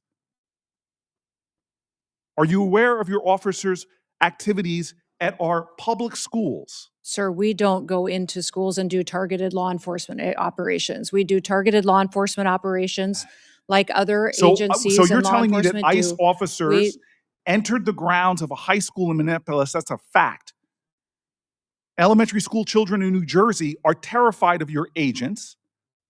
When they came upon a school bus stop, they fled. Another school, a higher education, Columbia University, your agents reportedly lied to students, told them they were searching for a missing person to gain access to private spaces, to non-public areas of campus. Secretary Noem, these are kids. They're terrified in our communities.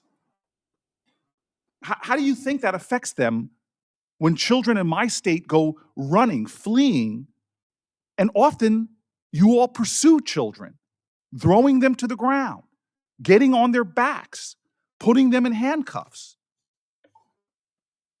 I want to talk to you about this incredible empire of for-profit companies that are profiting at rates we've never seen, and the way you're using money. Let's drill down on the warehouses that DHS has been buying over the last several months, totaling hundreds of millions of dollars. Are you familiar with the acquisition of a warehouse DHS recently bought in Roxbury Township, New Jersey? Yes. You are familiar with that? Mm-hmm. I'm Do you familiar know that how it's, much you spent for it? no, sir, I do not. $129.3 million. Do you know how much it was assessed for in New Jersey? Sir, we're purchasing centers across the country to build efficiency into our detention system. Efficiency to so that me, we as a can- person who's run tight budgets before and had taxpayer dollars, you paid $129.3 million for a facility in my state that was assessed at less than half of that, at $62 million. To work for a president that says he's a great deal maker, I can't believe he thinks that you're a great deal maker. But what's worse than that is that the Roxbury Township Council, comprised entirely of Republicans, voted unanimously early this year to oppose that facility. My office tried to facilitate a meeting between DHS and local officials so that ICE could hear their concerns, yet DHS did not even respond. That is unacceptable, that you all would enter a town. You wouldn't even follow environmental reviews or have conversations with local officials about the resources, from emergency resources to fire resources and more, that you're going to pull down. You didn't even have a conversation. Secretary Noem, do you comply with court orders? Yes, we do Your comply with agency court complies orders. with court orders. Yes, we That- comply with federal again, court you were orders. saying under oath that you do, and yet we know in January the chief judge, Republican appointed for the Federal District of Minnesota, found that ICE had violated nearly 100 court orders since January 1st alone. In my state of New Jersey, last month, the chief of staff to Deputy Attorney General admitted in my state that New Jersey District Court, in the New Jersey District Court, that the government had violated 52 separate court orders, all involving cases where immigrants successfully challenged the legality of their detention. So Is this, this, again, is a constitution that you swore an oath to.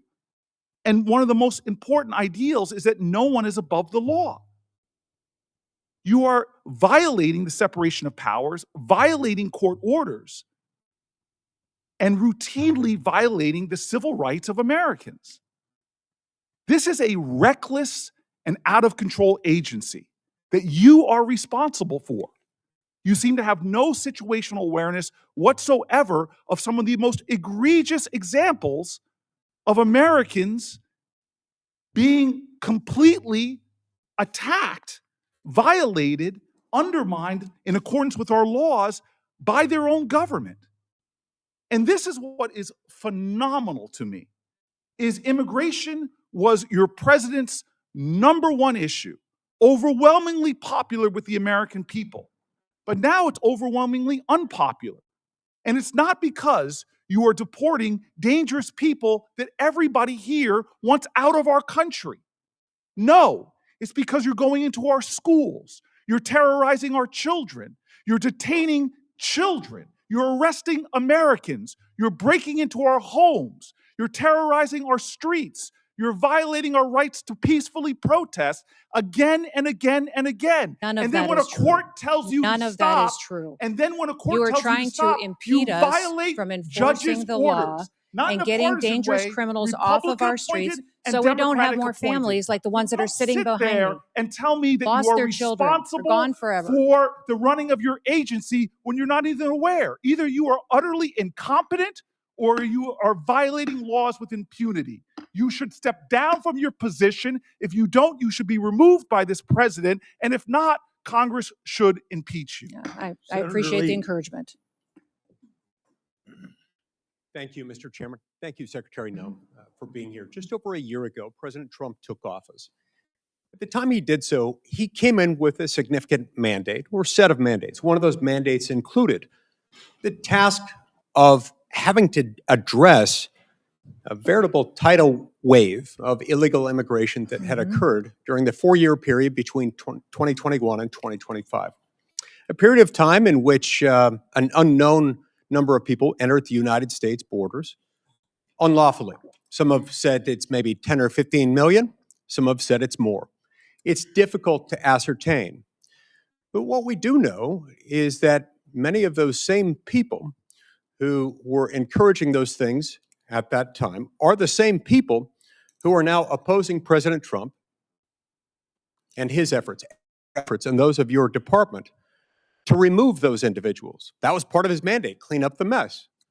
Now, under ordinary circumstances, I would think that when there are laws of the United States that have been broken, most or all members of this body, if asked, should those who have violated the law in coming to our country be returned to their own countries? I would think we'd all be able to raise our hands in support of that. We had doubt cast on that last week during the President's State of the Union address, when President Trump made the point, quote, the first duty of the American government is to protect American citizens, not illegal aliens. He asked those of us who agreed with him to stand. And stunningly, a whole lot of my colleagues and a lot of our counterparts on the House of Representatives side declined to stand, refused to stand. These things are not without consequence. Illegal immigration is not something that poses no risk to the American people, to the security of the homeland, to the safety of individual families. It brings tremendous risk, and we've felt that. Some families represented here have felt that all too personally, and my heart goes out to each of them. We also face another threat as we approach another election this fall, a threat that, due to a ripple in existing federal law under the National Voter Registration Act, it's stunningly easy for someone in almost any state of the union to walk into a DMV, fill out a form to apply for a driver's license, which you can do as a non-citizen in almost any state. And by merely checking a box and signing your name, you can register to vote, including to vote in a federal election, even though existing law prohibits anyone who is not a citizen from voting in a U.S. federal election. It's phenomenally easy to do so if they follow this stunning formula. That's why I've proposed the Save America Act, which would make sure that we have the tools necessary to protect your vote. Because anytime someone casts a vote in a federal election who is not an American citizen, it's taking away your vote. It's taking something that doesn't belong to them and that belongs to you uniquely as an American citizen. Yet stunningly, some of the same people who were condemning you and condemning President Trump for trying to clean up the mess that President Biden created over a 4-year period of time are also the people most staunch, most dogged, most dug in their opposition to this very simple reform to make sure that those showing up to vote are entitled to vote.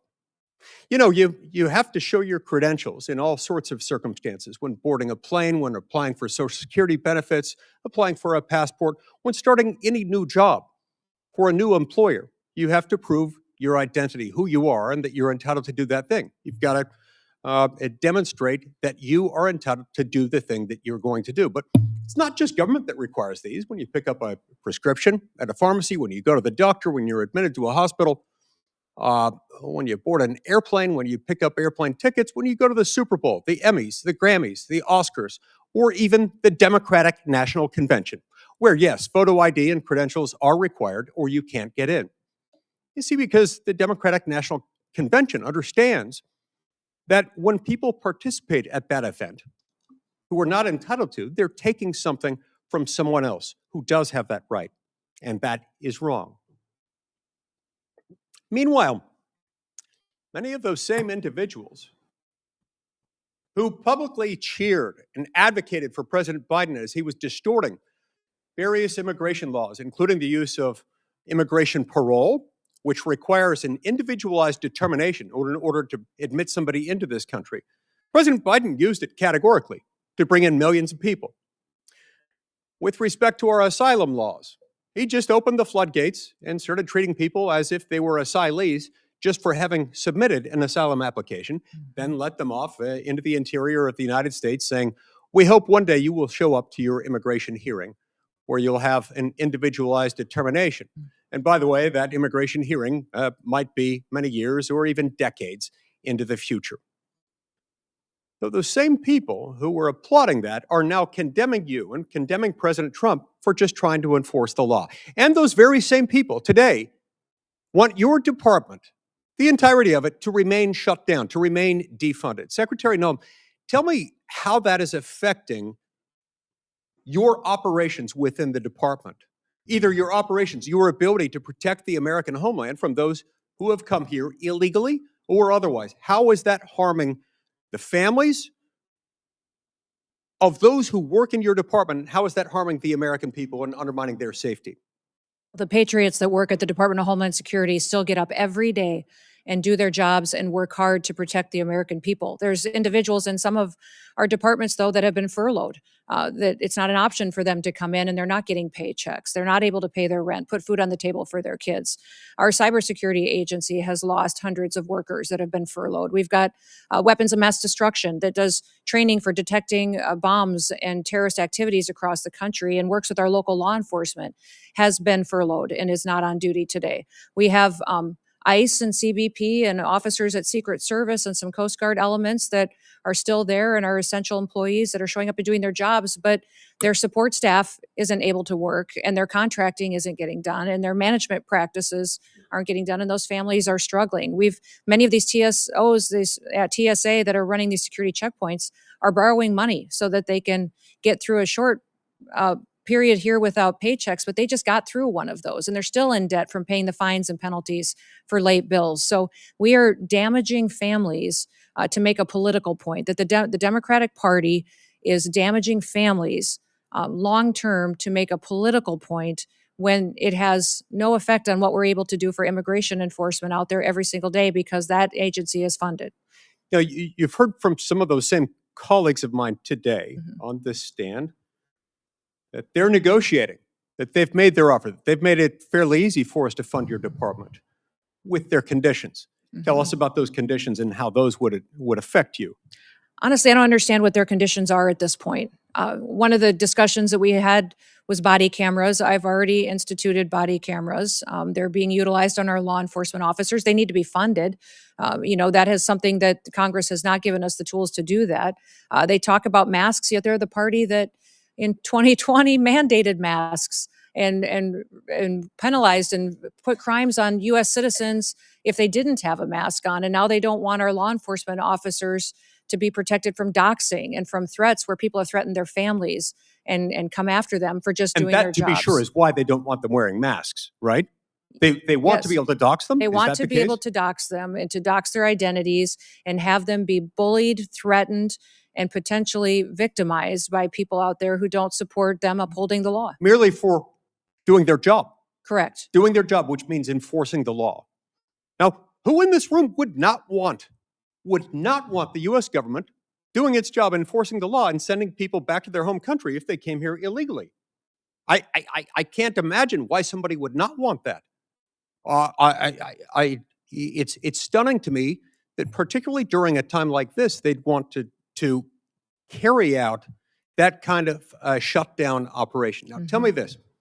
Over the last few days, we've had a few new developments on the world stage and domestically with what happened over the weekend in Austin and with what happened on the other side of the world over the weekend.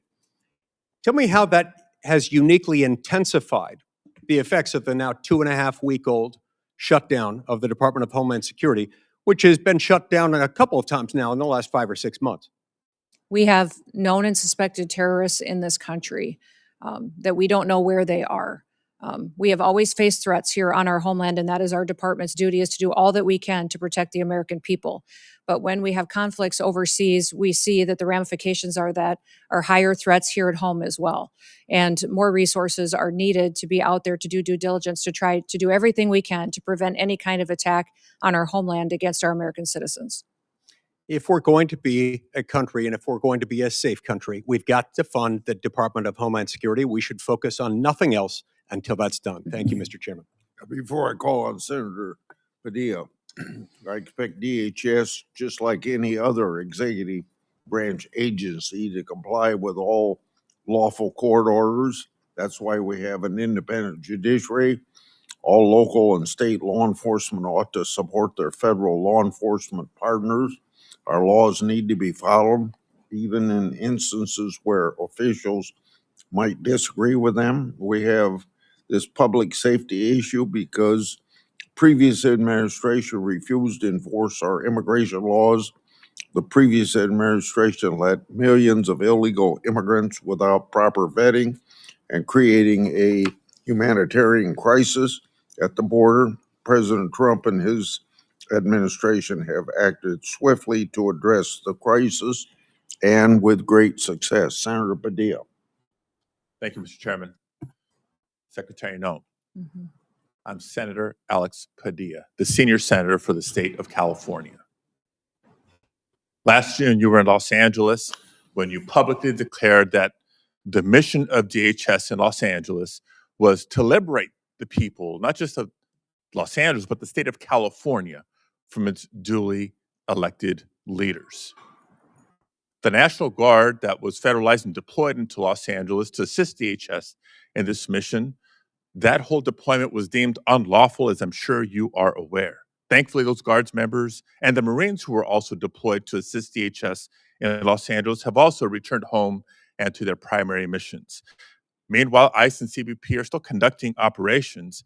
My first question, the first of several yes or no questions, do you declare mission accomplished? Senator Padilla, our mission is not accomplished until we get every single illegal criminal out of this country and protect American citizens, until we protect all of our children and these families behind me don't ever have to go through what they had to go through. I'm trying to ask a question here. Thank you. Trump advisor Steve Bannon, among others, close to President Trump, has called for ICE agents to, quote, surround the polls, unquote. However, your acting ICE director, Todd Lyons, has said, quote, there's no reason for us to deploy to a polling facility, unquote. And just last week, your Deputy Assistant Secretary for Election Integrity, Heather Honey, told a bipartisan group of state election officers on a call that ICE would not be present at polling places. I know this question came up earlier, but I have two specifics. One, which is it? Do you, Secretary Noem, agree with Steve Bannon, or your acting ICE director and your Deputy Assistant Secretary? There are no plans to have ICE officers at polling locations. I know I'm that'd not be the certain, answer Senator, if you're because that's indicating what you that replied to your Senator party's Coons planning on with facilitating earlier illegal aliens in the voting in our hearing. So I elections. respect that you're saying there's no current plans, but obviously plans can change. No plans is the right answer, but not definitive enough. Sending ICE agents to the polls to intimidate voters is illegal. Yeah. And so I want to ask you explicitly, if President Trump or Stephen Miller directed you to do it anyway, with or without a bogus national emergency declaration, would you say no? Sir, there is no plans to send ICE officers to you say polling no? locations, and Would you we're say not no, planning on yes or doing no? that. Are you planning on sending illegal aliens to vote? Is that that's what you're already planning to illegal do? and extremely, Yes, extremely but rare. people have done it Now, in the it's amazing, past, and Mr. that's Chairman, what, that we even but we are have not to going. ask these questions because just a couple of weeks ago, Secretary Noem, when you visited Arizona, Mhm. claimed that DHS has authority over certain aspects of elections. So enlighten me here. What statutory authority are you referring to? The Department of Homeland Security has mitigation responsibility over critical infrastructure, and our election system is defined by statute as critical infrastructure. Therefore, Critical it's under our department to put forward and point out vulnerabilities that may Trust me, be I'm very in our familiar election with the systems and then specific role for recommend CISA mitigation. in elections as a former Secretary of State. Third area that I wanted to ask Know that in, states now run elections. the We nation just has point out watched vulnerabilities that the may violent exist manner. and, Mr. Chairman, and offer trying to ask a question mitigation. here.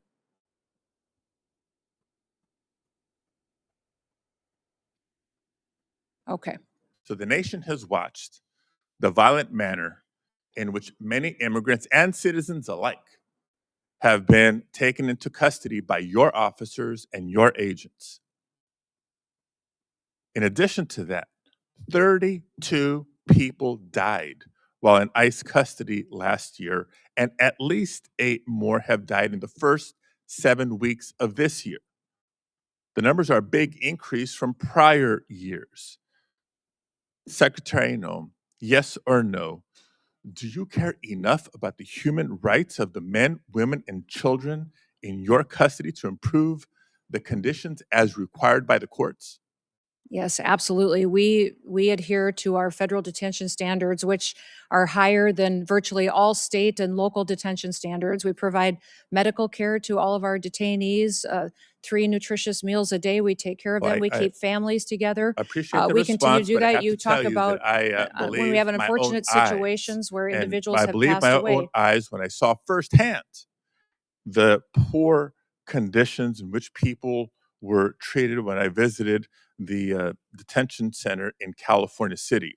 Now, Mr. Chairman, I'd like to enter into the record reports from California-based and national non-governmental organizations, as well as the California Attorney General's office, about the deplorable conditions at the California City Detention Facility and a recent court order requiring DHS to address these conditions. If I may, without.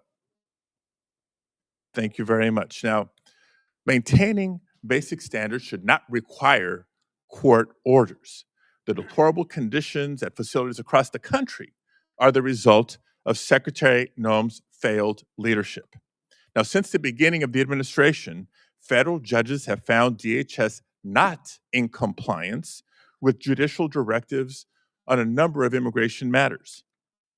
The administration has lost in court on immigration cases more than 4,500 times since October alone, with judges across the country finding that DHS is detaining immigrants unlawfully. And judges appointed by both Republicans and Democrats across the country have threatened to hold the administration in contempt for failure to comply with court orders. This, too, is a result of Secretary Noem's failed leadership. Now, despite clear court orders, DHS continues to refuse members of Congress, including myself, access to detention facilities to conduct unannounced oversight. That's our job. This is yet another court order that DHS refuses to comply with, and another example of Secretary Noem's failed leadership. Meanwhile, the Department of Homeland Security has cut support and collaboration with state and local elections officials on election security. Secretary Noem has cut staff at CISA by a third. You've proposed cutting $500 million from the CISA budget. You talk about critical infrastructure, I know it well. And this is after having transferred $144 million from CISA to ICE last year for immigration enforcement. All this at a time when our country is more vulnerable to cyber attacks than ever. Another example of Kristi Noem's failed leadership. And now the department's also playing political games with the distribution of disaster aid, another sign of failed leadership. and on the topic of immigration enforcement. Despite the DHS database that supposedly showcases the worst of the worst, a DHS spokesperson recently admitted that the database was full of inaccurate information. What we know is true, based on DHS's own data, is that less than 14% of those arrested by ICE and CBP have previously been charged with or convicted of violent crimes. Lies had become the pattern or practice of Kristi Noem's DHS. In the fall of last year, Secretary Noem asserted that no American citizens have been arrested or detained, despite more than 170 verified reports to the contrary. During a House Homeland Security Committee oversight hearing recently, Secretary Noem claimed that DHS had not deported veterans, not under this administration. And seconds later, Representative Magaziner presented via a video call Se-Jun Park, a veteran who earned a Purple Heart, but was deported by Secretary Noem's DHS.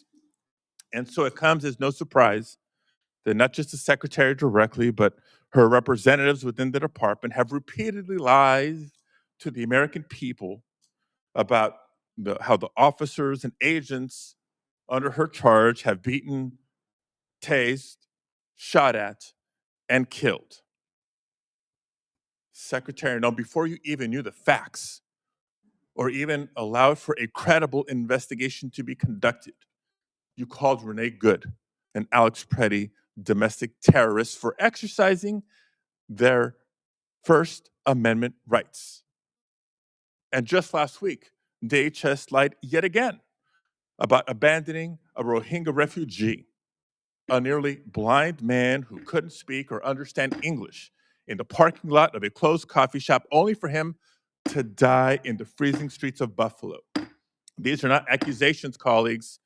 I submit for the record reports, declarations, other documents confirming these lies. For all these reasons and more, Secretary Noem, you should resign, or the president should fire you, or the House should vote to impeach. Did you want those put in the record? Without objection. Secretary Noem, in a couple minutes, if you want to respond. If you don't want to, I'll go to Senator Moody. I just wish that Senator Padilla would have used his time to talk about Kate Steinle or other families that lost loved ones that aren't here anymore because of violent, illegal criminals that are in this country that we are charged with removing to protect American citizens. He didn't use any of his time to talk about victims that have been perpetuated by Joe Biden's invasion over the southern border. He didn't talk about the 1.7 billion lives that were saved by the amount of drugs that we've stopped in the last year from coming into our country and killing Americans and many other people. He didn't talk about the fact that we have the lowest murder rate in the last 125 years because of President Trump and the work that he has done to keep Americans safe. He didn't talk about the fact that American citizens should be the priority in this country because they're American citizens. I know he's very concerned about illegal aliens, but my job as a Secretary of Homeland Security is to get up every day and to put American citizens first and keep them safe here in the homeland. And I'll continue to defend the homeland every moment of every day that I get the chance and that I'm blessed to. Thank you. Senator Moody.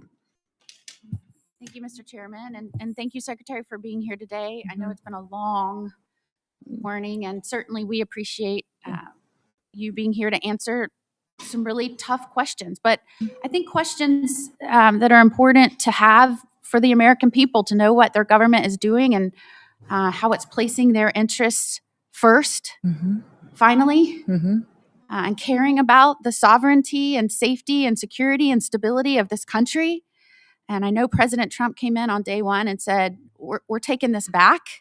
We've just witnessed years and years of devastation to our communities as a result of a president who was asleep at the wheel or allowed the radicals to run the White House and just pretty much abolished ICE, abolished Border Patrol, basically.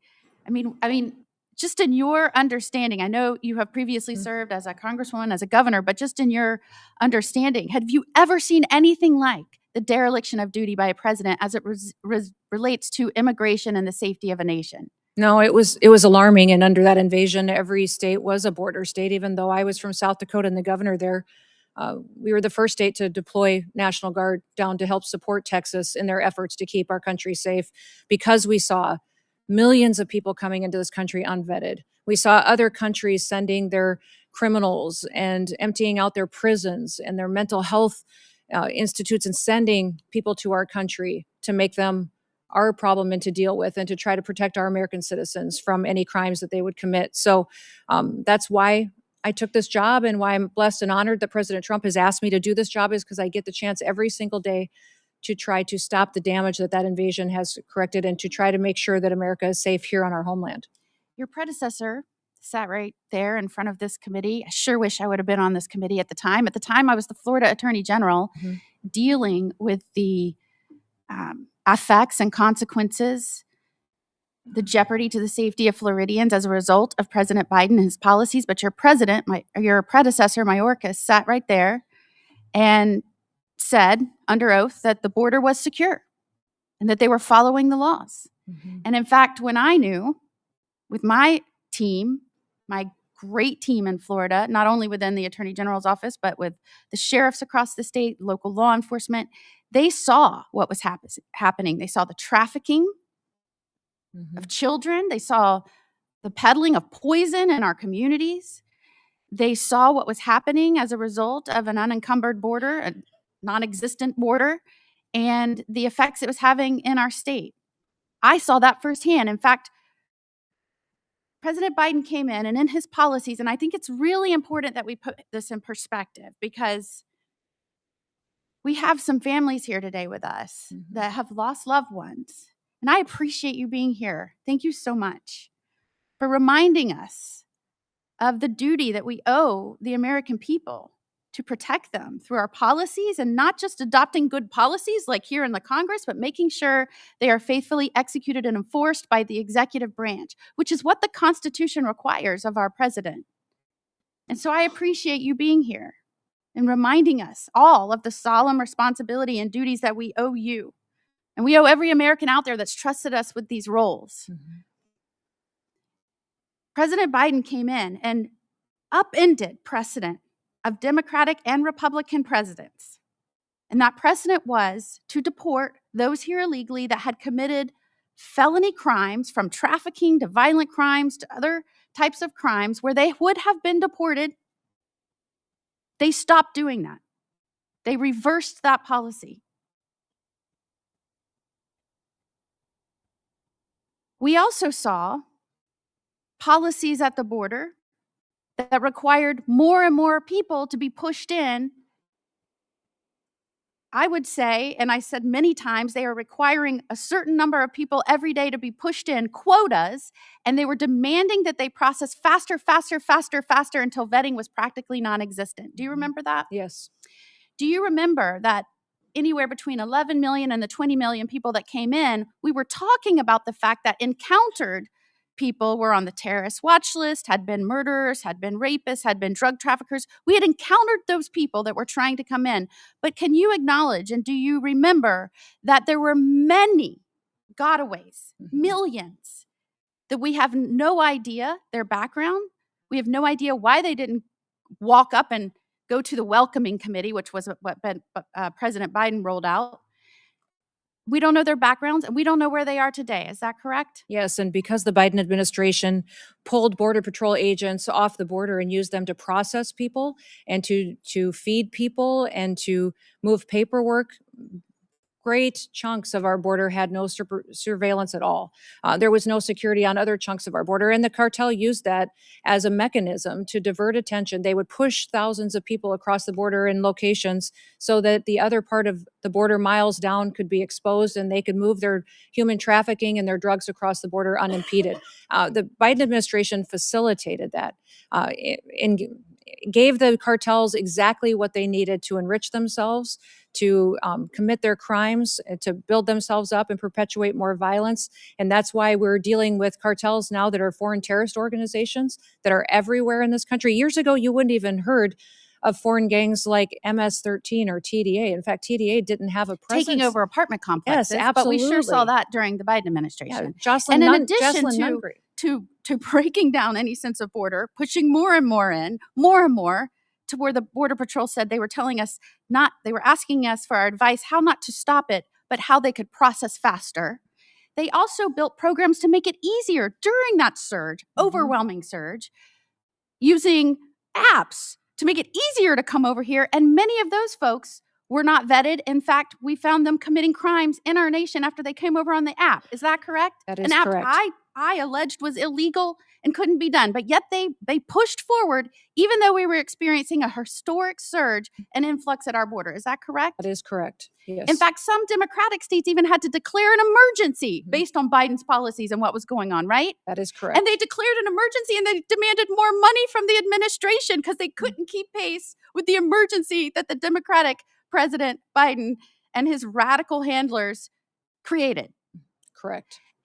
And at the same time as Florida Attorney General, I got calls from around my state that drug traffickers that were prosecuted here that were not American citizens, but they were incarcerated in federal prisons.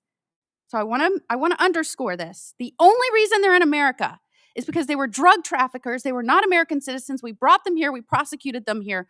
And they were serving an incarcerative portion of their sentence. And after that, instead of putting them back to their country after they did that, they were pushing them back into the communities where they were prosecuted, even though they weren't citizens. Is that correct? That is correct. And did you know that during that time period, when I pressed for information on who they were and where they were going and where they were being pushed, do you know that they stymied our efforts and would not give us that information? Would you say that what you are faced with as a secretary is unlike any successor has had to deal with in terms of cleaning up a dangerous, threatening situation created by their predecessor? Yes, absolutely. And it's not just the illegal immigration situation. It's the crime. It's the amount of individuals in this country that wish to do us harm that they let in, the amount of known and suspected terrorists that we know are here that we need to find and remove before they perpetuate harm on this country, to the neglect at FEMA, the politicization of FEMA, how they only did disaster response to individuals who aligned with the Democratic Party and their ideals and ignored other families who were suffering and had lost everything. What we saw as far as not investing in Secret Service and TSA and intelligence and analysis. And then CISA was manipulated and censoring people's First Amendment rights. It was deciding what was misinformation and disinformation and trying to manipulate election outcomes, and that has been fixed. So under the 23 agencies. How important is it? In Florida, I was so proud of my state. When we had an administration that came in and said, we're going to put the American interest safety first again. And it was so clear who supports that at the State of the Union. Yep. Every one of the counties, 67 counties in my state signed up and said, we will help you. We will enter in agreements with you. We will help you track these people down that should not be here, that have committed crimes. We will work with you. I, as a senator, said, let's get you money to help reimburse them for those efforts. Does that make a difference? And did you see a difference in the way you engaged with states and the stability and safety of all involved when you didn't have people working with you hand in hand? Oh, absolutely. And we're thrilled. We have over 1,400 law enforcement agreements through the 287G program at the state and local level that have partnered with us to do operations to address public safety threats and to get them out of communities. And those individuals that are local law enforcement are critical partners in the success and safety of the American people. And I would just ask for you to keep engaging with those sheriffs of the local communities, asking how they think best to safely do these operations. I think Just spent yesterday with all of our sheriffs, with That's all great four to hear. associations and hundreds of sheriffs, thanking them for the work they do. Thank you for being here. Senator Schiff. Thank you, Mr. Chairman. And thank you to the families who are here who have lost loved ones,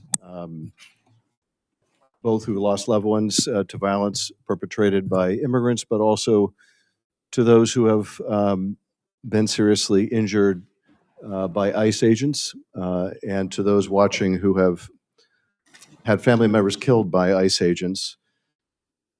Madam Secretary, I want to ask you about one of the first claims you made in the immediate aftermath of the shooting of Renee Good and Alex Preddy. You accused them both, I think, within hours of engaging in domestic terrorism. You've testified earlier that you did so based on preliminary field reports. Who told you that these two victims were engaged in domestic terrorism? Where did you get that information from? I've said before, and will repeat again for you, Senator, that those reports were coming from on the ground agents that were there. It was a chaotic scene. So you and spoke to agents on the ground who told you they were domestic terrorism? Yes. Domestic terrorists? My team was working with me, talking to those agents on the ground to relay as much information as So possible that we could to the American Your team people. told you that people in Minneapolis said they were domestic terrorists. Did they tell you whether they had any basis for that claim within either minutes or hours of the shooting of Alex Preddy and Renee Good? Sir, if you look back at the day of January 24th, there was a press conference earlier in the day, and then I held one hours later. So I'm asking and we were also I'm talking. asking you, did you determine whether there was any basis for the sensational claim, a claim that proved to be utterly false, that these two victims were engaged in domestic terrorism? There is an investigation ongoing. The I'm aware of FBI that. is leading What that. I'm There's asking also you about, internal though, is not the investigations investigation that's that ongoing. are ongoing. I'm asking you And we'll continue about, to bring the excuse facts me, forward. Excuse me, Madam Secretary. I'm asking about your statements in the immediate aftermath of these shootings. Your statements based on completely unvetted information that if it was even provided to you proved to be utterly false, that you were content to tell the whole country. Do you have any concern about misleading the whole country? Don't you think in the immediate aftermath of a shooting that you should provide only vetted information to the public? How do you imagine you're going to gain the trust of the American people if you're pushing out false information about the shooting of American citizens? I work every day to get factual information to the American you people. didn't on and that when day. and You the- didn't on the day that Alex Preddy was shot, and you certainly didn't on the day Renee Good was shot. You weren't getting out good information. You were making a spurious claim that has caused endless injury to the victims' families on the basis of God knows what. And then your agency doesn't allow local investigators. They essentially push away independent investigators. How is the public to have any confidence in investigations done of excessive use by ICE agents if, number one, you make immediate and false statements about the victims, and number two, you don't let any independent agency conduct an investigation? How is the public supposed to believe anything your agency says or finds? These investigations are being done in the same way that they always are. No, they're and not being the done- FBI is they're not leading. being There done are the way they internal always were, because investigations you're as not well. allowing- In these you're situations, not ICE has an allowing- internal investigation. Excuse me. Well, would you like to hear about the investigations that are Excuse ongoing? me, you're not allowing state and local investigators to That is participate. not my decision. And furthermore, The Department of Justice and the FBI decides how furthermore, they're investigations not being go. conducted in the way investigations are always done. Are you telling me that in the case of Miramar Martinez, that having an agent involved in shooting her, drive a vehicle that was used to ram into her vehicle, drive that vehicle, that evidence away from the scene and 1,000 miles to Maine, you're telling me that's the way investigations are always done? That you let an agent involved in an officer-involved shooting drive a key piece of evidence 1,000 miles away? Is that how you conduct investigations at DHS?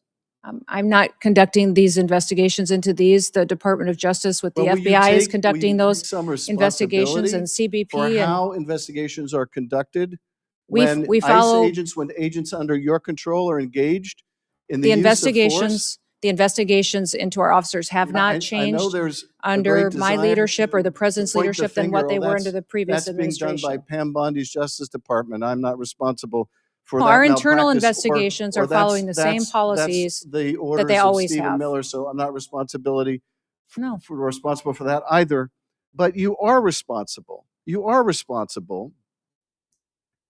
You could insist on independent investigations, but you're not.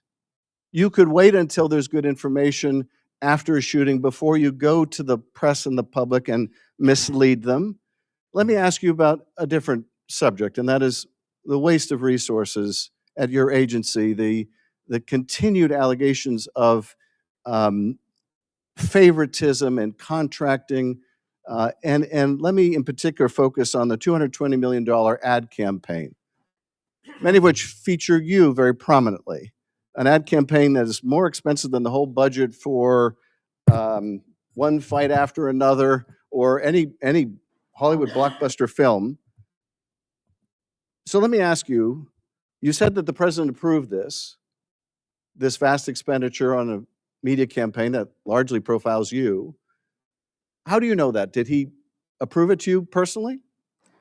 This media campaign was critical in telling the world No, and I'm this asking about the country president's that approval. we are enforcing the laws in the United States of you America, testified that if you're in earlier in your answer country to- illegally, You then testified you earlier in should answer to leave Senator Kennedy's question. The now, president or if you want the approved chance to come back to the United So my States question is, someday in the how do you future. know? If you don't, you will be How do you detained know? and will Excuse be me? removed and never get the Madam chance to come Secretary, back. how It's do you been know that extremely the effective in president- sending the Excuse me, Madam message. Secretary, how do you know the president approved of this $220 million contract? We had conversations and worked with OMB to So you had make sure that conversations the directly funding with the was there. president. Excuse me, I just want to clarify. So you had conversations directly with the president where he approved this $220 million ad campaign that significantly features you.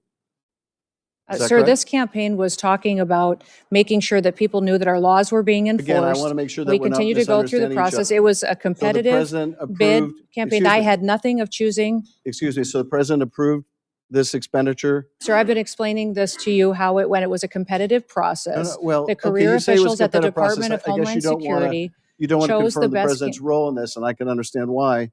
But you say it was a competitive process, and yet this contract went to a company that didn't exist 2 weeks before they got the contract. Sir, I can't speak And- to that. I don't No, know the name of that company. I'm You're sure saying you can't you- speak to it, but let me ask you this. Are you saying it's just a coincidence? It's just a happy circumstance? It's just a saying that- a fortuitous event that 143 million of that went to a subcontractor that you worked with extensively as governor in South Dakota or during your campaign, that is just coincidental? The same process was followed for this So it's- media so it- contract than any other so media just a- contract that's just- happened. just a At the coincidence then. Department of Homeland And- Security, I had and- nothing to do and no political You had had any, nothing to do with it. Nothing to no do with it. So it- choosing of who the just a contractors. coincidence- And we don't excuse have a me, legal process for just a weighing in on coincidence subcontractors. also- It doesn't exist. Excuse me, just a coincidence also then that this $143 To ask million questions, you should want excuse me, the I'm answers. trying to ask a question. You're trying to So say that this just- was a political just- decision and it just absolutely another- was not. I'm just asking you. So it's just a coincidence that a $143 million subcontract went to the husband of your press person, also someone that Corey Lewandowski, one of your special government employees, worked with extensively. So that was all a coincidence, right? Because you had no knowledge of this, no Media involvement. company that and none gets of the the people around you contract, had any involvement. the ability to So choose the taxpayers should just subcontractors. assume We this don't is weigh a in coincidence. on who subcontractors are. There's not a legal process for us to determine what subcontractors are a part of a contract So can that you- goes out can for a you competitive state- bid. can you state And for the only career record- employees at excuse me, DHS were in on the Can you choosing of state those for media the record contracts. then that neither you nor Mr. Lewandowski nor your press secretary married to the husband of the person who got this $143 million We were not a contract, part of the can you state for the decision-making. record that none of you that I've just described had any role, played any part, made any communication with any government agency that was involved in deciding who would get that contract? To the best of my knowledge, none of us were involved in deciding who got those contracts Not for in the media deciding, but campaign. were any of you involved in advocating, communicating, or expressing a Not to my preference knowledge, in any Senator, way not to with my the government? knowledge, Excuse Senator. me, let me just finish the question. Were any of you involved in any way in communicating, expressing a preference in any form, manner, verbal, written, with any government agency that was involved in the contracting The process? same process was followed for that contract that is You're for not all answering media my question. contracts that have gone forward. To my knowledge, or no? there was no involvement whatsoever of anybody that is on the political appointee side of this position and that media contract. Thank you, Mr. Chairman. I yield back. Thank you very much, Mr. Chairman. Secretary Noem, good to see you again. see you, too. If I could just start with a Missouri question. Last time you and I visited over in the Homeland Security Committee was shortly following a massive series of tornadoes in the state of Missouri. And you and I talked about that. You pledged your full support and FEMA support in cleaning up the devastation which has happened. I thank you for that. I just want to follow up on one challenge that has come in the wake of the devastation. In the partnership with the state of Missouri, the city of St. Louis has stood up a debris removal project. Local officials currently estimate that about 10,000 homes, these were very significant tornadoes, about 10,000 homes in the area will require some assistance, debris removal assistance, by the time that efforts are completed. FEMA has very helpfully helped to fund this debris removal. Thank you for that. My question for you is, some of the conditions that have been placed on the funds by FEMA mean that only 100 or 200 homes out of those 10,000 can actually get access to FEMA debris removal funds. Here's my question for you. Would you be willing to work with me and the state of Missouri to see if we can remove some of this red tape so that more folks, more residents in the city, we're talking about thousands and thousands of people now, can get access to the debris removal and cleanup and get back in their homes if they need to, have their homes appropriately remedied so that folks can get a roof over their head? Yes, I will. Thank you. Thank you again for all of your help on this. It's really been tremendous. I've heard a lot of complaining. You've heard a lot of complaining today. Let's just take a second to talk about the unqualified success that you have enjoyed since coming to office and been a big part of. Since the president has taken office, daily migrant encounters are down 92% from their peak under Joe Biden. Daily border apprehensions are down 95%. In fact, if I've got my numbers right, you correct me if I'm wrong. Last year, Southwest border apprehensions came in at the lowest annual total since 1970. So in 55 years, for 7 consecutive months, Border Patrol has released 0 illegal aliens into the country. 0. I mean, that is really something. And I want to make sure I get this number right. Removals. Your department reports that more than 2.5 million illegal aliens have left the United States since January of last year, over 620,000 through formal deportation proceedings, and an estimated 1.9 million through self-deportation. That's just an extraordinary record, a complete turnaround from the utter chaos and disaster we saw at the border under your predecessor. Just give us a sense. I mean, what does this mean, for example, for the flow of illegal drugs into our country? How has what's happened at the border, the effective closing of the border to crime and illegals, how's that affected the flow of drugs into Senator, our states? with President Trump prioritizing having a secure border, that has cut the flow of fentanyl into this country by 56% over that border. Also because of the interdiction efforts that we've had between the Coast Guard being out there on Operation Riverwall, but also on our maritime waters doing interdiction there as well, in partnership with CBP, in partnership with ICE and the Department of War, which are fantastic partners for us. We have confiscated and interdicted over 1.7 billion lethal doses of drugs, which means that is 1.7 billion people whose lives were saved because we stopped the cartels and other drug manufacturers from proliferating it on our children and our grandchildren. How about crime? What has it meant for crime in this country? We have historic low crime rates. In fact, since we've been keeping this data for 125 years, we've never had a lower murder rate than what we have right now. Even though we deal with challenges in sanctuary cities and in areas where they don't partner with us to bring and address public safety threats, we still have done fantastic work in getting criminals, murderers, and rapists off of our streets and protecting the American people. How about human trafficking? It's incredible the amount of ability that HSI has brought to the table in partnering with the FBI and going after human traffickers. In fact, of the 450,000 children that Joe Biden lost track of, allowed cartels to manipulate and traffickers to abuse, and even the government paid sponsors to abuse these children. We have found 145,000 of them, and we're not going to stop until we find every single one. I'm glad that you mentioned child trafficking because it's so important, and I'll never forget having a whistleblower from HSI, Homeland Security Investigations, which you oversee, come to me in 2023 and reveal that 600 HSI investigators who were assigned to child exploitation and fentanyl cases, 600 of them had been pulled off of those child exploitation and fentanyl cases and moved to the southern border to, in the words of the whistleblower, make sandwiches for illegal immigrants and ferry them back and forth to doctor's appointments. At the same time that the administration in power at the time, the Biden administration, was, as you said, allowing and facilitating the largest child trafficking ring in American history. you have, I'm confident, remedied that problem and reassigned those HSI agents back to child exploitation, back to the interdiction of fentanyl. Let me just ask you about where child trafficking is moving now, which is increasingly online. I want to show you a chart here that is truly, truly shocking, I think. This chart records the number of images and videos of suspected child abuse uploaded just in the United States, just in the year 2023. The far right side records the number just in 2023, 104,370,572 images of exploited children. In that same year, the National Center for Missing and Exploited Children estimated that there were 20,500,000 cases, individual cases of suspected child abuse and child exploitation online. Now, there are many facets of this, but many of these images are being hosted on big tech platforms, social media platforms, and now AI platforms.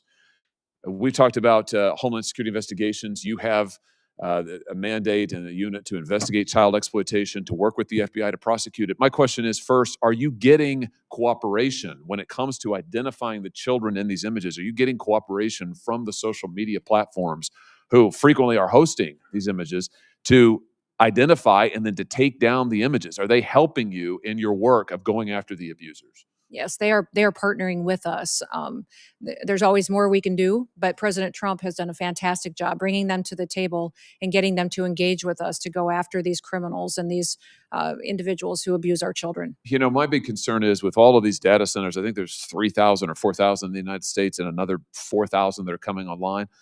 If we don't take action soon and keep the pressure up to get rid of these images and to get the trafficking rings that are using these platforms to carry on their exploitation and to feed their trafficking rings, if we don't do that, I'm afraid that these data centers are going to be child porn libraries. You know, we're going to have 4,000 more child porn libraries in the United States of America.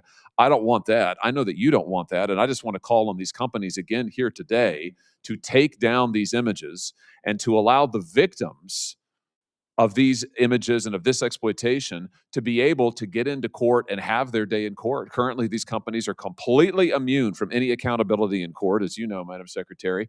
This is completely anomalous and totally unjust. And the companies ought to say, we will take down these images, we will work cooperatively with you, we will not support the traffickers, and we will stop this epidemic of child exploitation. Let me ask you one more thing about this.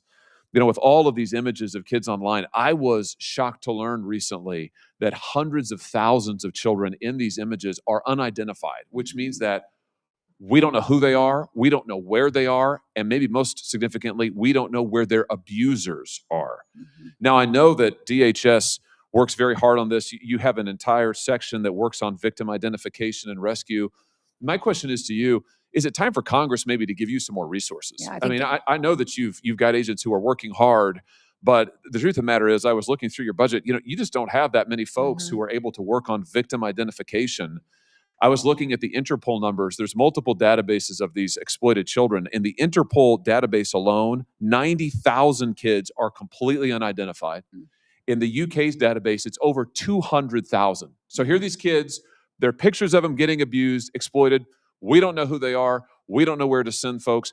Would it be helpful to you? Here's my question. Would it be helpful to you if Congress said, you know what, we're going to create more analysts, more child abuse expert positions, more forensic analysts, and more prosecutors to give to you to look at these images, figure out who these kids are, and go after their abusers? Would that be helpful in tackling this epidemic? Yes, it'd be incredibly helpful, and especially HSI are experts at this work, and to have more resources to focus on these investigations would free more kids from that life of victimhood. Tremendous. Well, I look forward to working with you on that. I'm going to introduce legislation to do just that. Thank you for the terrific work you're doing to end the epidemic of child exploitation in our country, to find the missing children that were brought in over the border, but also to find these children and to bring their abusers to justice. Thank you, Mr. Chairman.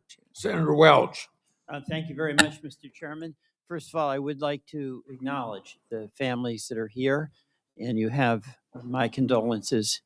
We appreciate your participation.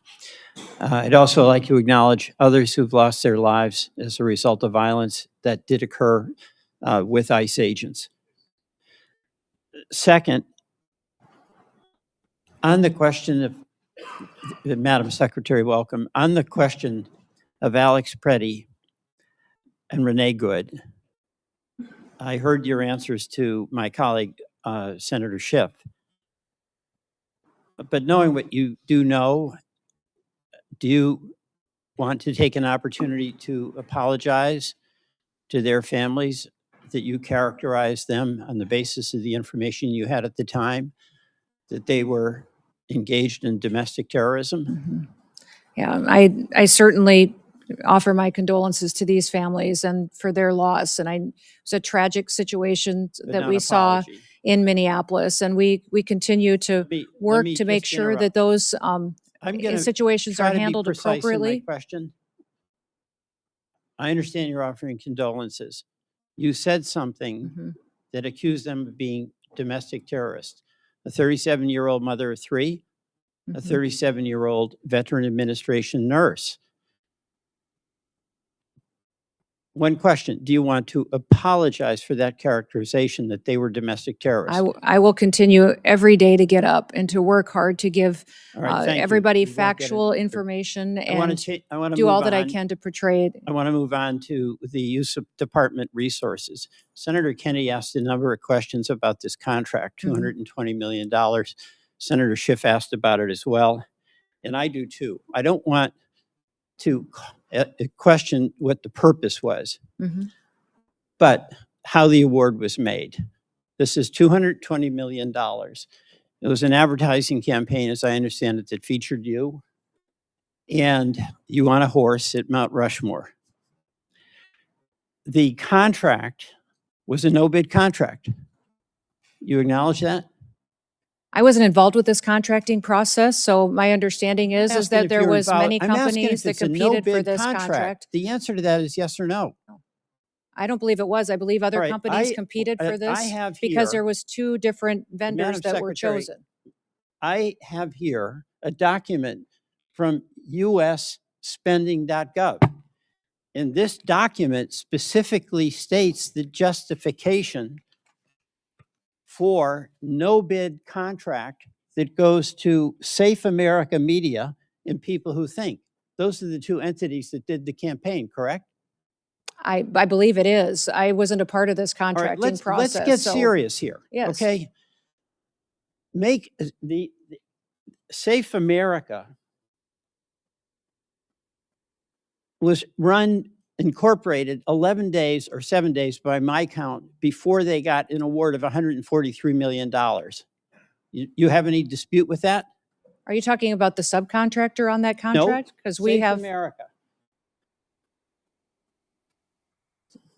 Senator, I wasn't a part of this decision. Okay. We followed the same processes Madam that have been Secretary, our policies and I'll how go this through was this and then you conducted can answer. appropriately. I will go through this and then you can answer. I don't want us to be talking over each other. Safe America was incorporated 11 days or 7 days by my account before they got a $143 million contract. Now, as a administrator who has fiscal responsibility over a huge budget, do you realistically think that a company that was created 11 days before they got $143 million is in a position to execute on a $143 million contract? Senator, I can't speak to their business model. I will tell you that since I've been at the department, I have reviewed over 10,000 contracts. I let have me keep saved the going through this. taxpayers I don't over want to $13 filibuster. I billion want to go through this, by Madam Secretary. renegotiating contracts and being more efficient. Mr. Chairman, I don't want the filibuster. All right? And I want my time back.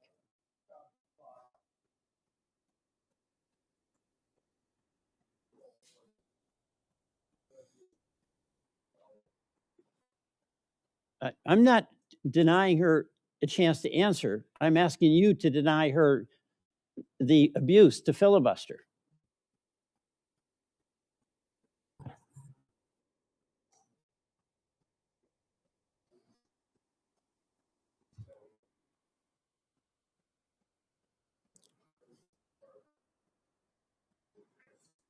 Okay.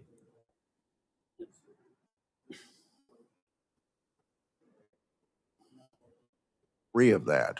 All right. Thank you very much, Mr. Chairman. I'll go through this. All right. This is on a U.S. government website that says that contract for $143 million was a no-bid contract. Public documentation says the contract of $143 million went to the Safe America company, created 11 days before they got an award.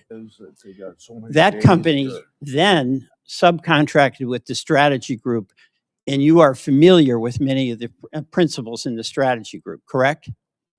I know one of them. Mr. Yoho. Yes. And let me show you a photograph.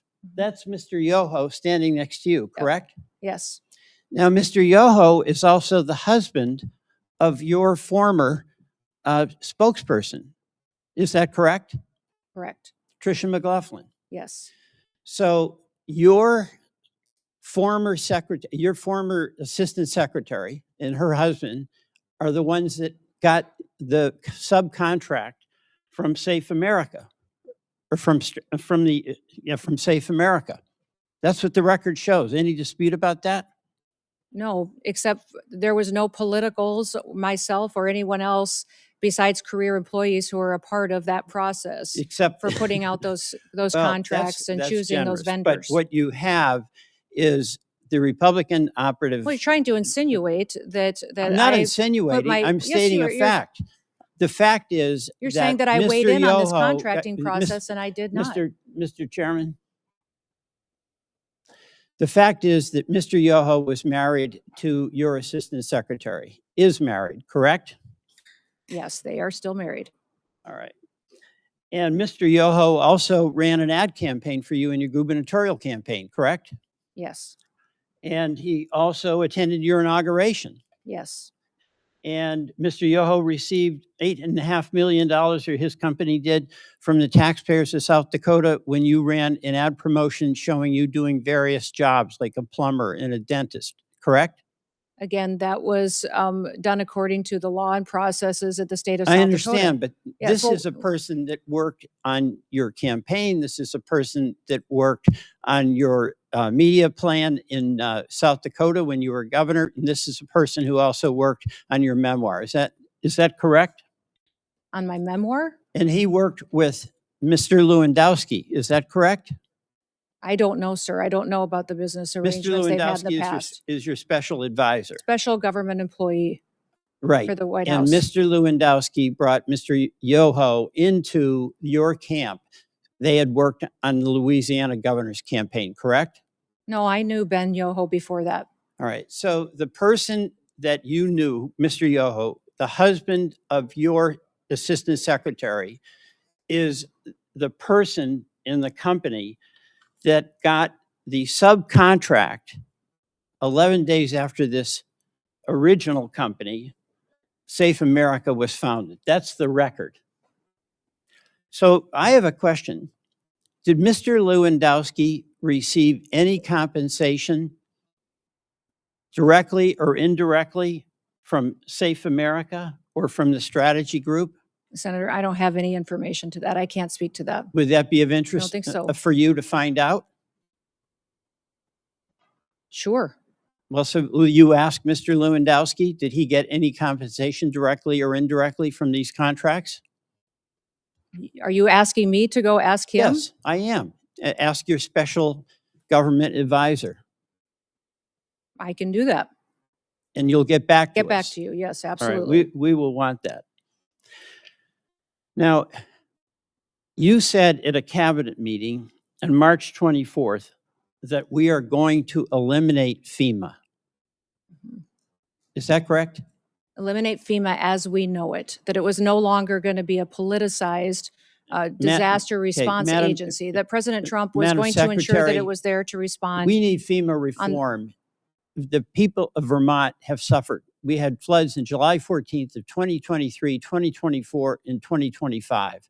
We need local control. Mhm. We can't have a FEMA that is abolished or a secretary that promotes abolishing FEMA and not providing services that our citizens in all our states need when they're on the receiving end of a monster storm.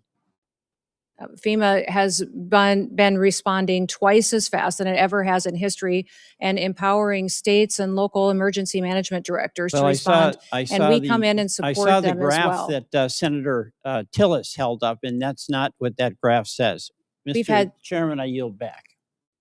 Okay. Three things before I call on Senator. Did you have a couple minutes you wanted to address something, or should I go on?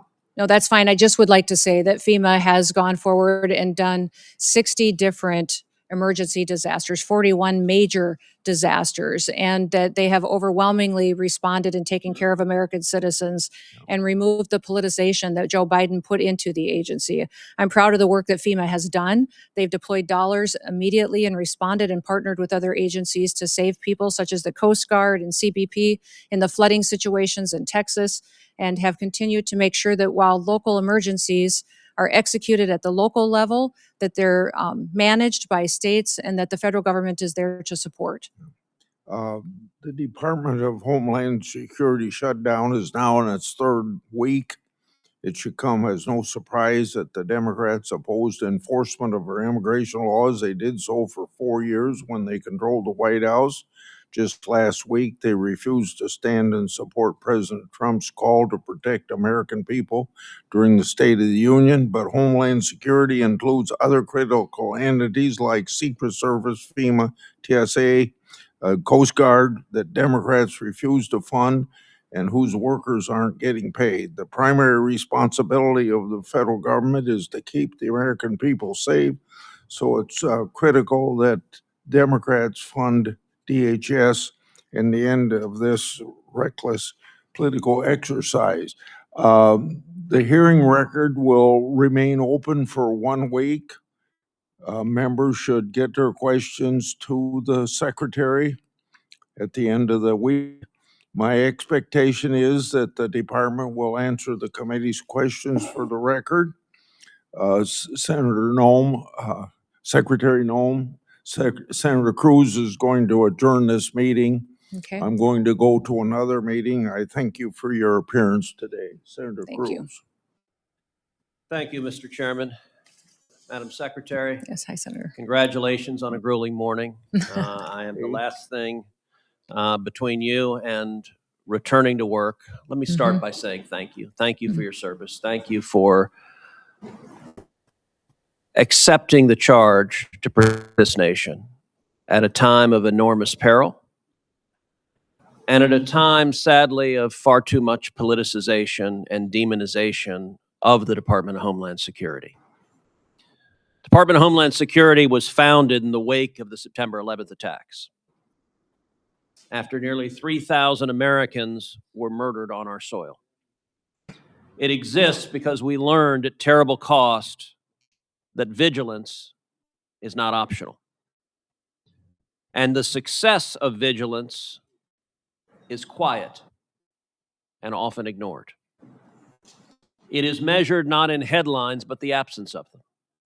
The flights that land safely. The plots that never materialize. The threats that are intercepted before they reach our communities.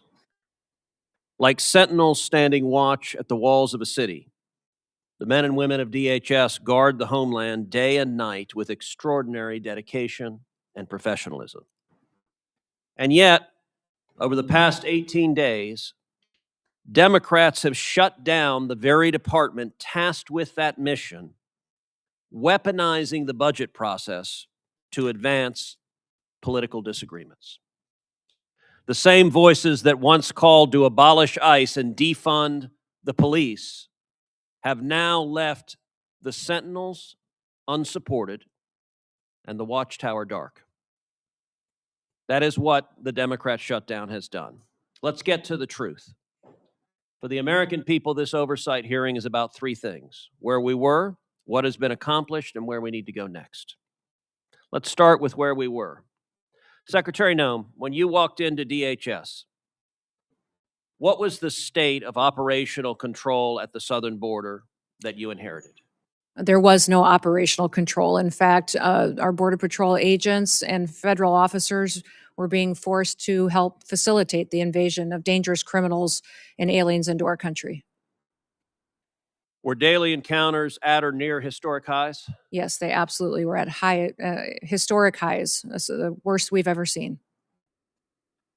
Between 2021 and 2024, the Biden administration released more than 13 million illegal aliens into this country after encountering them at the southern border. Is that correct? Yes, that we know of. There could be millions more.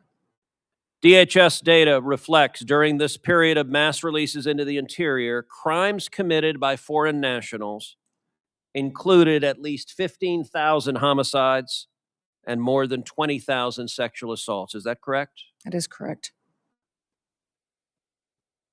And I will say, these numbers are not abstractions. And I will say to all the angel families here, thank you for being here. Thank you for holding the photographs of your children, of your spouses, of your parents, of your brothers and sisters who should be with you.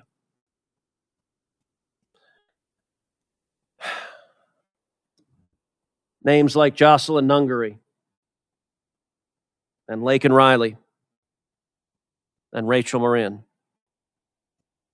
Jocelyn, just 12 years old, was killed just miles from my house. Raped and murdered by 2 Venezuelan gang members that the United States government had apprehended and then released. And when they were released, they traveled to Houston, Texas, and they kidnapped a 12-year-old girl and raped and murdered her.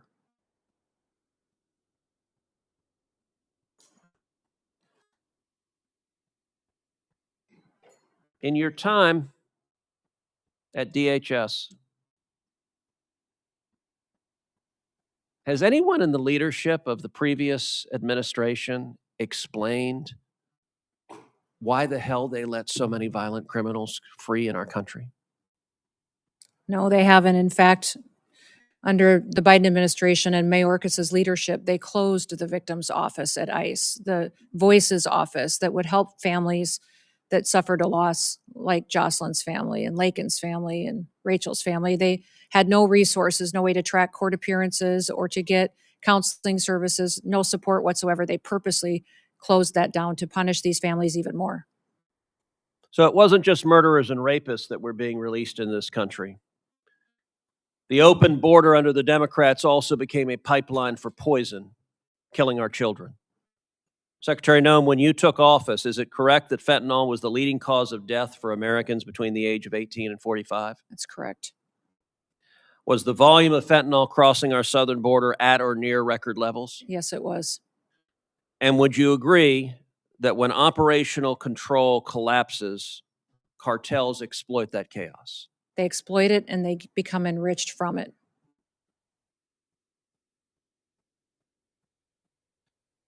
So now let's talk about what has been accomplished under President Trump's leadership. Under President Trump's leadership, we have had 0 illegal aliens released for 10 straight months. Is that correct? That is correct.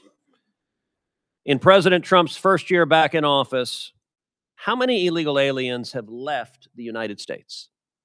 2.5 million have left voluntarily, and we have arrested, detained, and removed close to 700,000 now.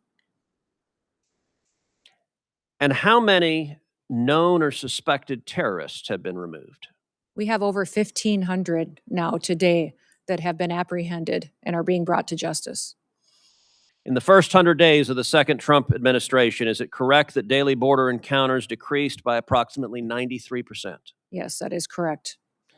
That encounters with gotaways, those who are escaping apprehension, decreased by roughly 95%. That is correct. And that illegal crossings overall fell by 99%. That is correct. And how much in illegal drugs are we interdicting at the border? Well, fentanyl has dropped by 56% in just the last year, from 2024, where there was historic highs coming into the country, to historic lows in 2025 under President Trump's leadership. And I would note that securing the border, targeting narco-terrorists, arresting and prosecuting Nicolas Maduro, all of those have had extraordinary effects. Is it correct that nationwide the murder rate has decreased 20% in the last year? It has. It's at a historic low. In the last 125 years, we are at the lowest murder rate that our country's experienced. Is it also correct that the number of drug overdose deaths in America has decreased 20% in the last year? That is correct. That literally means there are thousands of Americans who are alive today, who would not be alive if President Trump had not been reelected and if Republicans had not won control of Congress. Would you agree with that? That is correct. It means, tragically, that had the Democrats' open border policies continued, there would be more and more rows of people, Americans, holding pictures of loved ones. We don't know who the loved ones are that weren't murdered this last year. We don't know who the loved ones were that didn't die of fentanyl overdoses, but we know that many more Americans are dead. Is that correct? That is correct. And I will tell you a particularly infuriating illustration. Several weeks ago, the Houston Chronicle had a front page story, top of the fold. Banner headline: murder rate in Houston, Texas decreases by 18%. And Heidi, my wife, handed me the article because she knew it would piss me off. And she was correct. The article says the murder rate has dropped 18%. Experts are baffled as to why, and we can think of no reason whatsoever why the murder rate would drop. It clearly is not connected to anything that is happening anywhere. Madam Secretary, is it a reasonable inference that arresting and deporting murderers and gangbangers results in fewer murders? That is correct. Yes, sir. And that arresting and deporting drug traffickers and stopping narco traffickers results in fewer people dying of drug overdoses? That's correct. It is amazing that that cause and effect is so difficult to figure out. Now, where do we go from here? As we sit here today, are there Border Patrol agents right now working with zero pay? The agents and law enforcement officers are being paid. Some of the support staff and administrative staff is not able to. Is the shutdown making it harder to sustain the enforcement gains that the American people demanded? Yes, it is. Does the funding instability affect morale within the department? It does. Overwhelmingly, people at the Department of Homeland Security love their jobs and come to work recognizing how important their mission is. But they become discouraged when they can't pay their bills and can't feed their families, and especially when they have multiple shutdowns, which tells them that members of this body and the Democratic Party don't think they're important enough to get paid for the work that they do. Now, we are right now engaged in military conflict with Iran. At this time, do you assess that there is a real danger and risk of terrorism in the United States? Every day there's a real danger and risk of it, but it is elevated at this time with the conflicts that we see going on overseas. Well, and tragically, this past Sunday in Austin, Texas, we saw that unfold. A mass murderer who arrived wearing a sweatshirt that said "Property of Allah," who was wearing a T-shirt with the flag of Iran, who had a Quran in his car, opened fire on a bar in Austin, Texas. Among those murdered, Ryder Harrington, age 19, Sabbath Hashan, age 21, and Jorge Peterson, age 30. Secretary Noem, is it correct that this mass murderer was born in Senegal? He was, and then he was naturalized during the Obama administration. He was naturalized in 2013. Would you agree that weaknesses in screening, vetting, or oversight, even in years in the past, can reverberate years later with deadly consequences? Yes, absolutely. That's why in green cards and naturalization purposes, the last several years under the Biden administration, we are re-vetting individuals from countries of concern.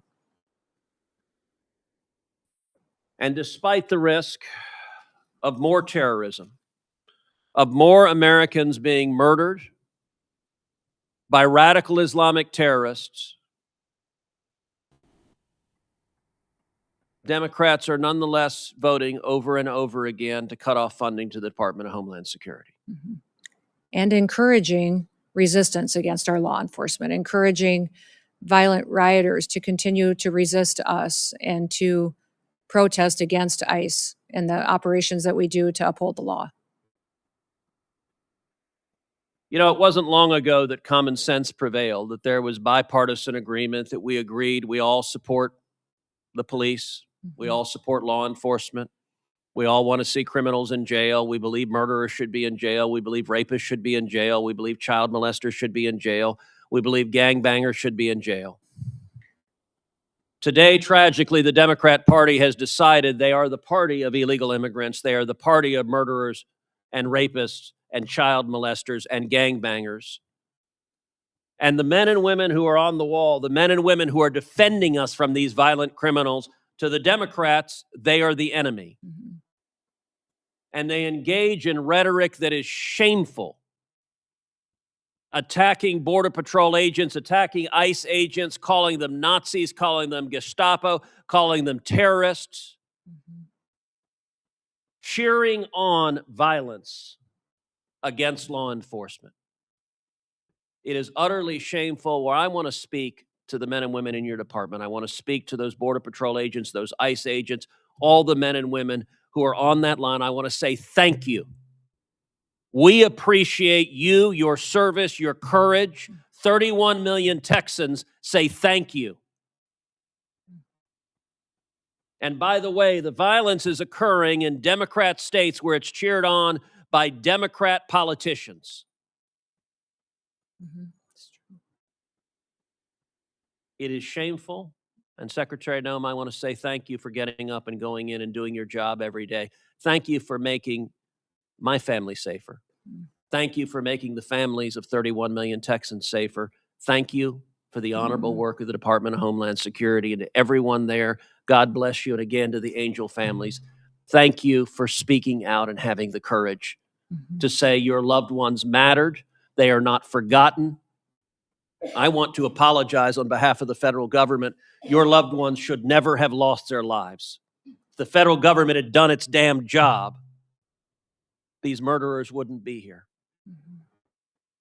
Thank you, Secretary Noem. And with that, I don't have a gavel, but this hearing is adjourned. Thank you. Thank you, Senator.